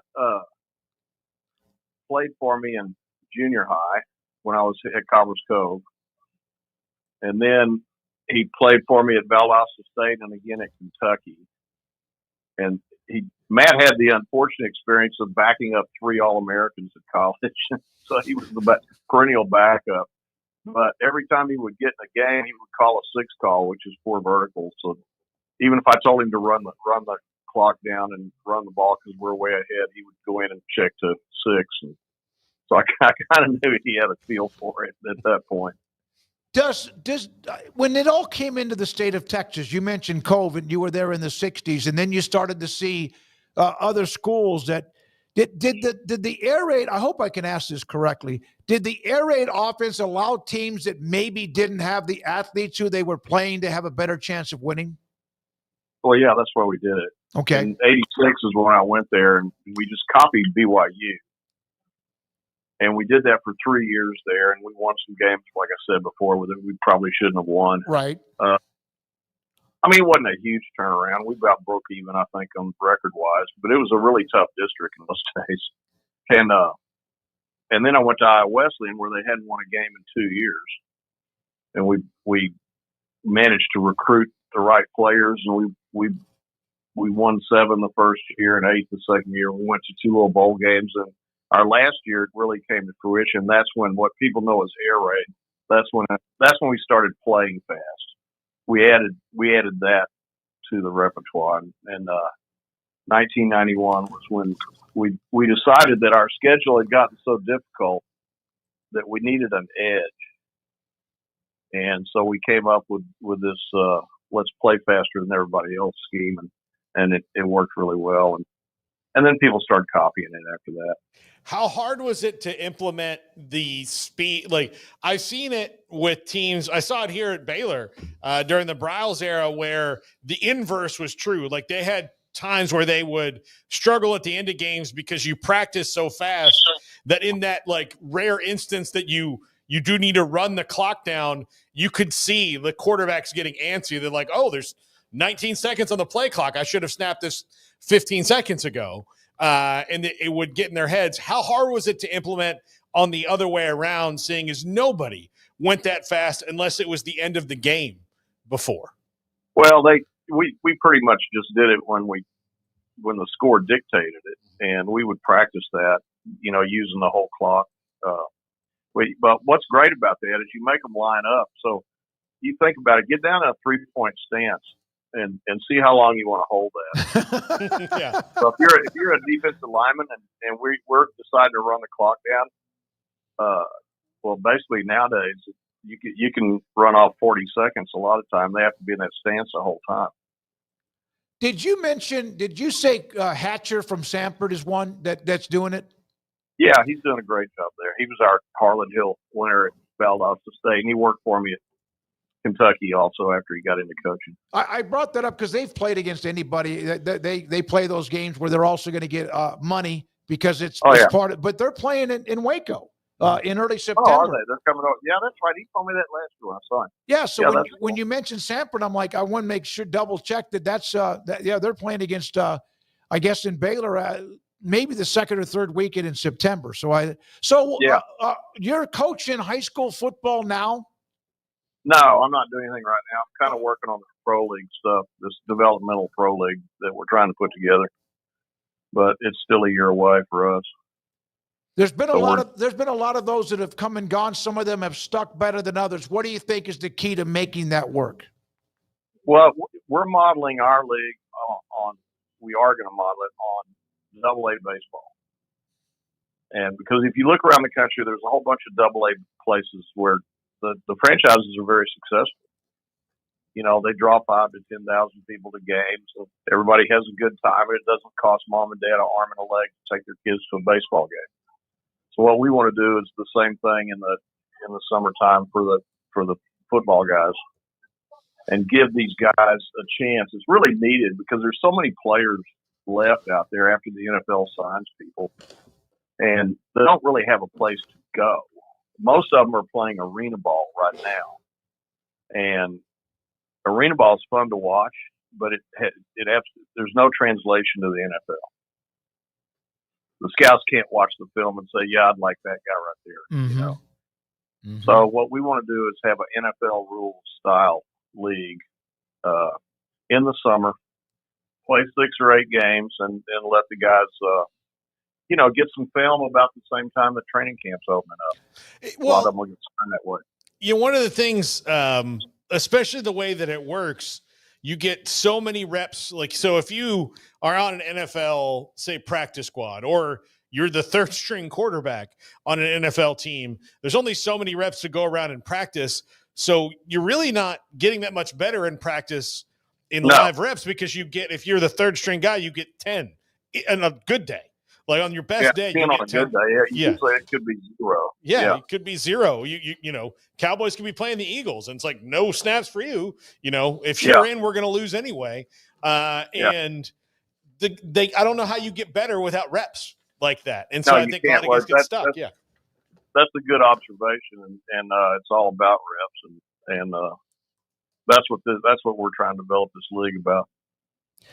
Hal, I'm so glad I reached out to you. I saw what Dave Wilson also wrote on ESPN about the rule change with hopefully when that opportunity arises in 2027 with Mike Leach, among others that you mentioned as well. It's great to hear you, man. You sound fantastic. You sound really, really good. It seems like you are as healthy as you've been in a long time, or you feel good? Yeah, we're doing good. We're just chilling right now and doing a lot of behind the scenes work with this, like I said, with this league. So, well, good luck with that. I feel good about it. I think it's a good, worthy cause, and at my age, it's something fun to do, and I enjoy it. Thank you very much for your time, Coach. Great to hear from you. Hal Mummy, he coached at Copper's Cove, and of course, he was at Kentucky, and once an offensive coordinator at SMU. He's been around Dallas Renegades back with what they were doing, and UTEP, Mike Valdosta State. He mentioned Iowa Wesleyan, which kind of that started that story with Mike Leach and what they accomplished. And you name a level of Southeastern Louisiana, McMurray, and the Mason Miller. I can't wait to share this segment with Mason Miller, who gave me the story about his grades and going to class. Yeah. Bruce Feldman wrote an article, and I know we got the top 5 with Paul coming around the corner. Bruce Feldman wrote an article based on today's decision to change the criteria. Howard Schnellenberger, whose record overall is like 158, 151-3, is who kickstarted the Miami dynasty when they beat Nebraska, the unbeaten, like highly rated, dominated everybody in Nebraska in 1983. Mentioned him as somebody that, despite his record, he is the one that created the Miami Hurricanes run through the 80s, 90s, and early 2000s. I read an article this morning, which is why I had Johnny Majors in my head. Had Johnny Majors not gone back to Pitt a second time and had at the end of his career, at the end of his losses, he would have been eligible. I do agree with Coach Mummy that it's kind of arbitrary to put a number on it, because you have to look at what coaches did in individual situations, or what the situation was. So, for Mike Leach, all he would have needed is one more year of a normal Mike Leach year, and he would have been over the criteria. And he passed away. Howard Schnellenberger kind of reinvented the way that people recruited, and the way, and built a program that was, we're either going to go all in on this program or we're going to cancel it.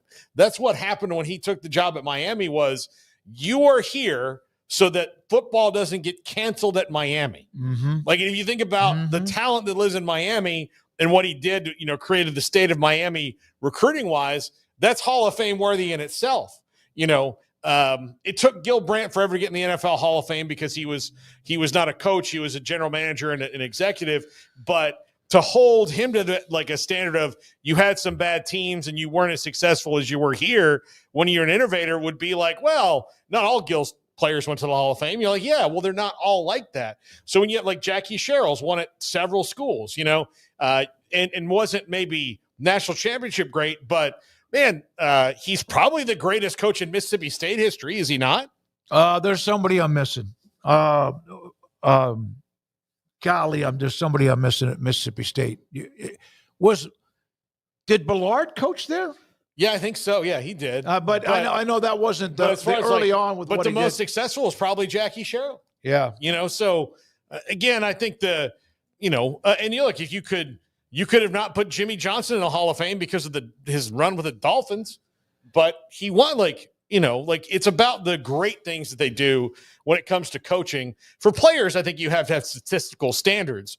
But for coaches, I think it's a lot harder to put your finger on. Yeah, Ballard was actually under 500, 37 and 42. But, yeah, as far as Sherrill ended up 75 and 75 at Mississippi State. And one of Dan Mullen had a good run there. One of the things about coaches who have been around, who take over programs that are struggling, and then they have success, but it takes 3 to 4 years. Maybe not. It doesn't take that long anymore. So you might go 5 and 30 and bury yourself when it comes to Bill Snyder, with what he did at K-State, eventually had a 65% winning percentage. But my God, it was hard. But what if he had not come back? Yes. What if he had, they docked him for those first 5 years, where it was impossible. Where people were afraid to wear their Letterman jackets in the cold. Yeah. Yeah. His first 4 years at K-State, 13, 18, and 26. And then, of course, he started to put together a ton of great wins and 10, 11 games. And, of course, that team in 1998 that, my God, they were so close to playing and possibly winning the national championship. All right. We have Ari, I mentioned earlier, in case I mentioned it, somebody asked in the chat, he's going to be on with us tomorrow. You would think like John Lennon's joining us in the amount of times we've updated Ari. Somebody in the chat asked me about I know, it's just we've updated it like 5 times. We have John Lennon tomorrow. From Beyond, we're going to have we also have a seance. Queen. What's the guy? Freddie Mercury? Yeah, him too. He's going to be on with us.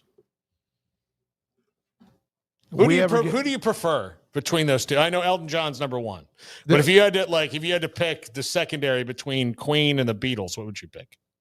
Oh, I'm going Beatles. Not even close. Do I mention an individual with the Beatles or the group? The Beatles or Queen? No, Beatles. Yeah. Okay. Yeah. I mean, yeah. Is that the White Album that was so good? Yep. All right. When we come back, the top 5 with Paul Catalina, Andrew with a couple of his polls.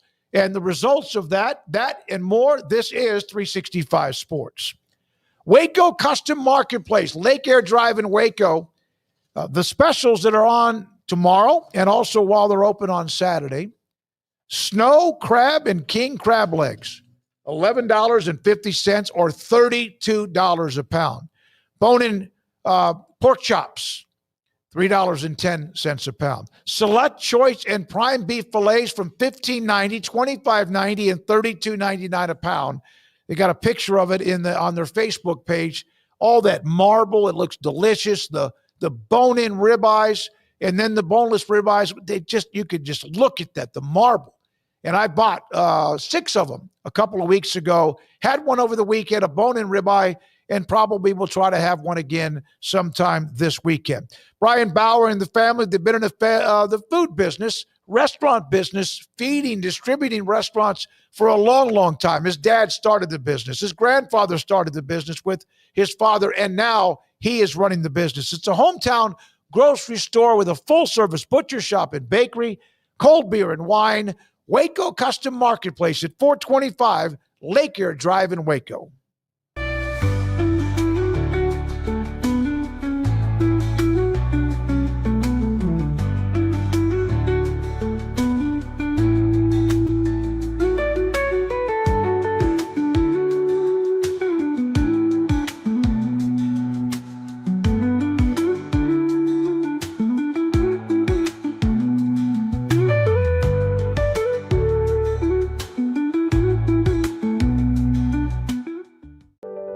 Overwhelmed by your inbox? Clean Email is here to help.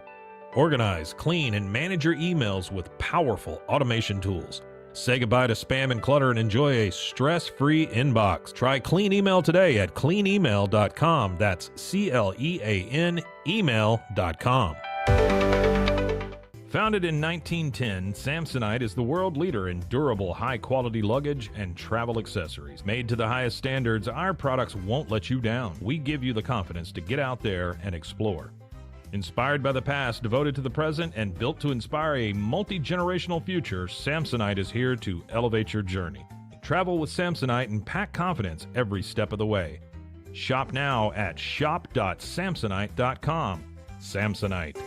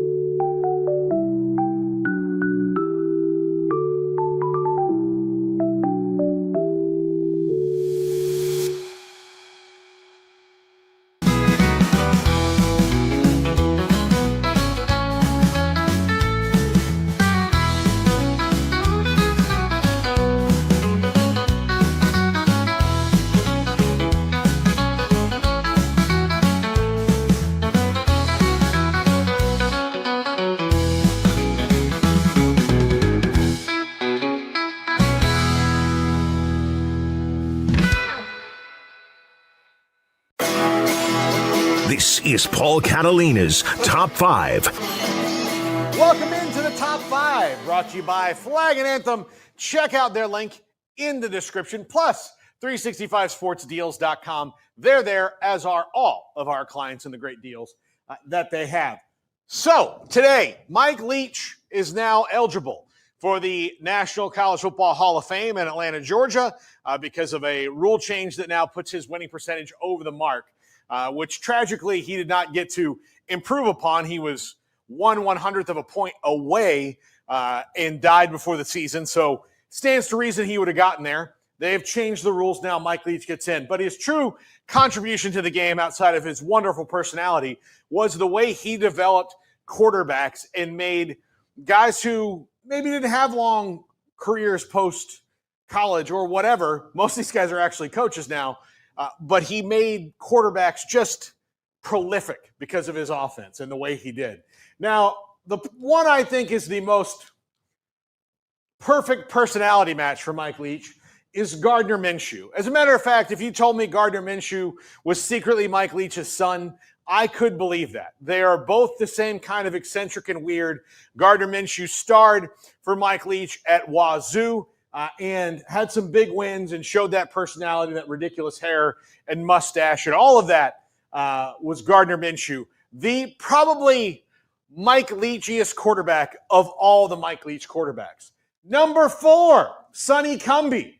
Often probably gets lost in the shuffle. I could have put B.J. Simmons on the list. I didn't. There's one other guy that knocked him off, and Tech fans are going to lose their minds because he didn't play at Tech. But Sonny Cumbie sometimes gets lost in the shuffle like B.J. Simmons because of some of the other guys on this list. But prolific, was as good of a quarterback as Mike Leach ever had, loaded up, and now he's a coach, which is not surprising. Running that Mike Leach offense all over the place. Number 3, Cliff Kingsbury. Probably the most popular of all of the Leach quarterbacks. Everybody knows him because of his not only because of his playing career, but mostly because of his coaching career, his time as Johnny Manziel's quarterback coach and offensive coordinator at A&M, his time as Patrick Mahomes' head coach at Texas Tech, his time now in the NFL, and all that in between. But it all started by him being kind of the original Mike Leach guy, the one who was like, holy cow, look at this kid. Look what he's doing in this offense. He was the original Mike Leach guy. And normally you would think he'd be Texas Tech's favorite son. But because they did have to run him out of town as the head coach, this is the guy I would say. And it's because of he's the one who got them to the highest mountaintop that they ever did in the Big 12. Now, if not for that stupid three-way tie and their blowout loss to Oklahoma that year, that might have been an out-and-out Big 12 title, and we could have seen something really amazing from Mike Leach. That was the Mike Leach perfect year, nearly. But Graham Harrell was on the field and was the quarterback for the greatest moment, I believe, in Texas Tech football history, which is that pass to Michael Crabtree that beat Texas at the end of the game. And number one, Josh Heupel. Look, Tech fans, I love you. I embrace you fully. And if you had asked me, any four of these guys I'd rather have on my team ability over Josh Heupel, I would probably pick them all when it comes down to it. But that 2000 Oklahoma team was a team of destiny, and Josh Heupel won the national title. Mike Leach coached him, therefore Josh Heupel gets the number one spot. Had they not won the national title and just gotten close, he would have been probably in the 4 or 5 spot. I don't know if you remember watching Josh Heupel.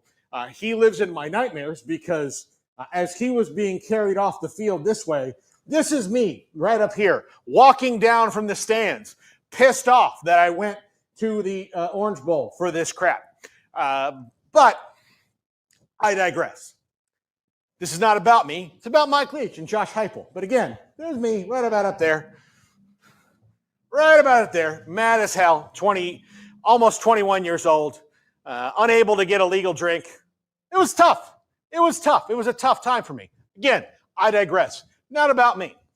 But Josh Heupel has a rag arm as quarterbacks go. You compare the other 4 guys, if you want them to throw the ball through a wooden board, they probably could. They all had great arms. Josh Heupel, sometimes I wondered if he could break paper with his, but he was so effective. They had Quentin Griffin. They had all these guys. And again, the team of destiny for Oklahoma, the last Oklahoma team to win a national title. And Mike Leach had a hand in that by coaching Josh Heupel. That's going to do it for the top 5. Andrew Millade has been working on polls all day long. He's sweating, hands bleeding. You got to have some sympathy for this kid.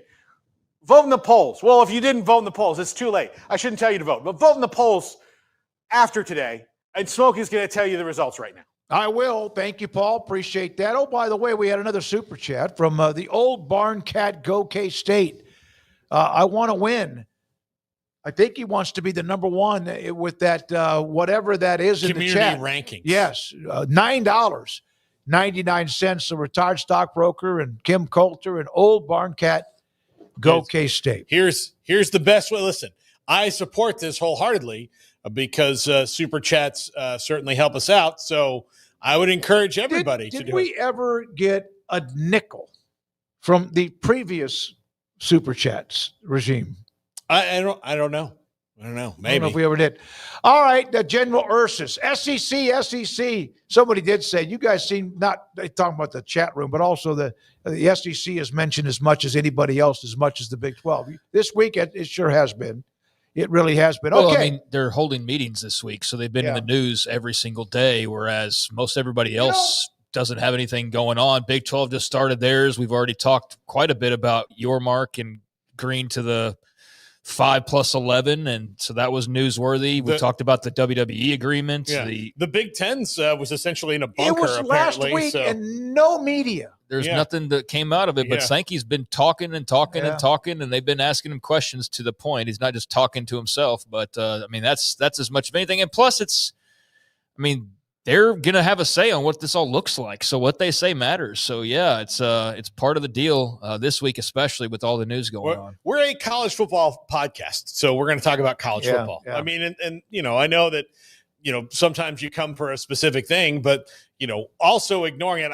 I've always hated this about the sports talk business where you get people like, I was here, early on in my career, and somebody called me and goes, why are you guys talking about Texas and A&M? I'm like, because they play tomorrow. Like, there's a bunch of Aggie and Longhorn fans. No, we woke up. How can we discuss something that will piss you off? And they would say, like, well, are there stations talking about Baylor? I'm like, I don't worry about that. Yeah, I'm not on that station, so I'm not worried about it. I don't owe that audience anything. I owe this audience something. And so that's why we do that. By the way, Paxton is the first community leaderboard champion.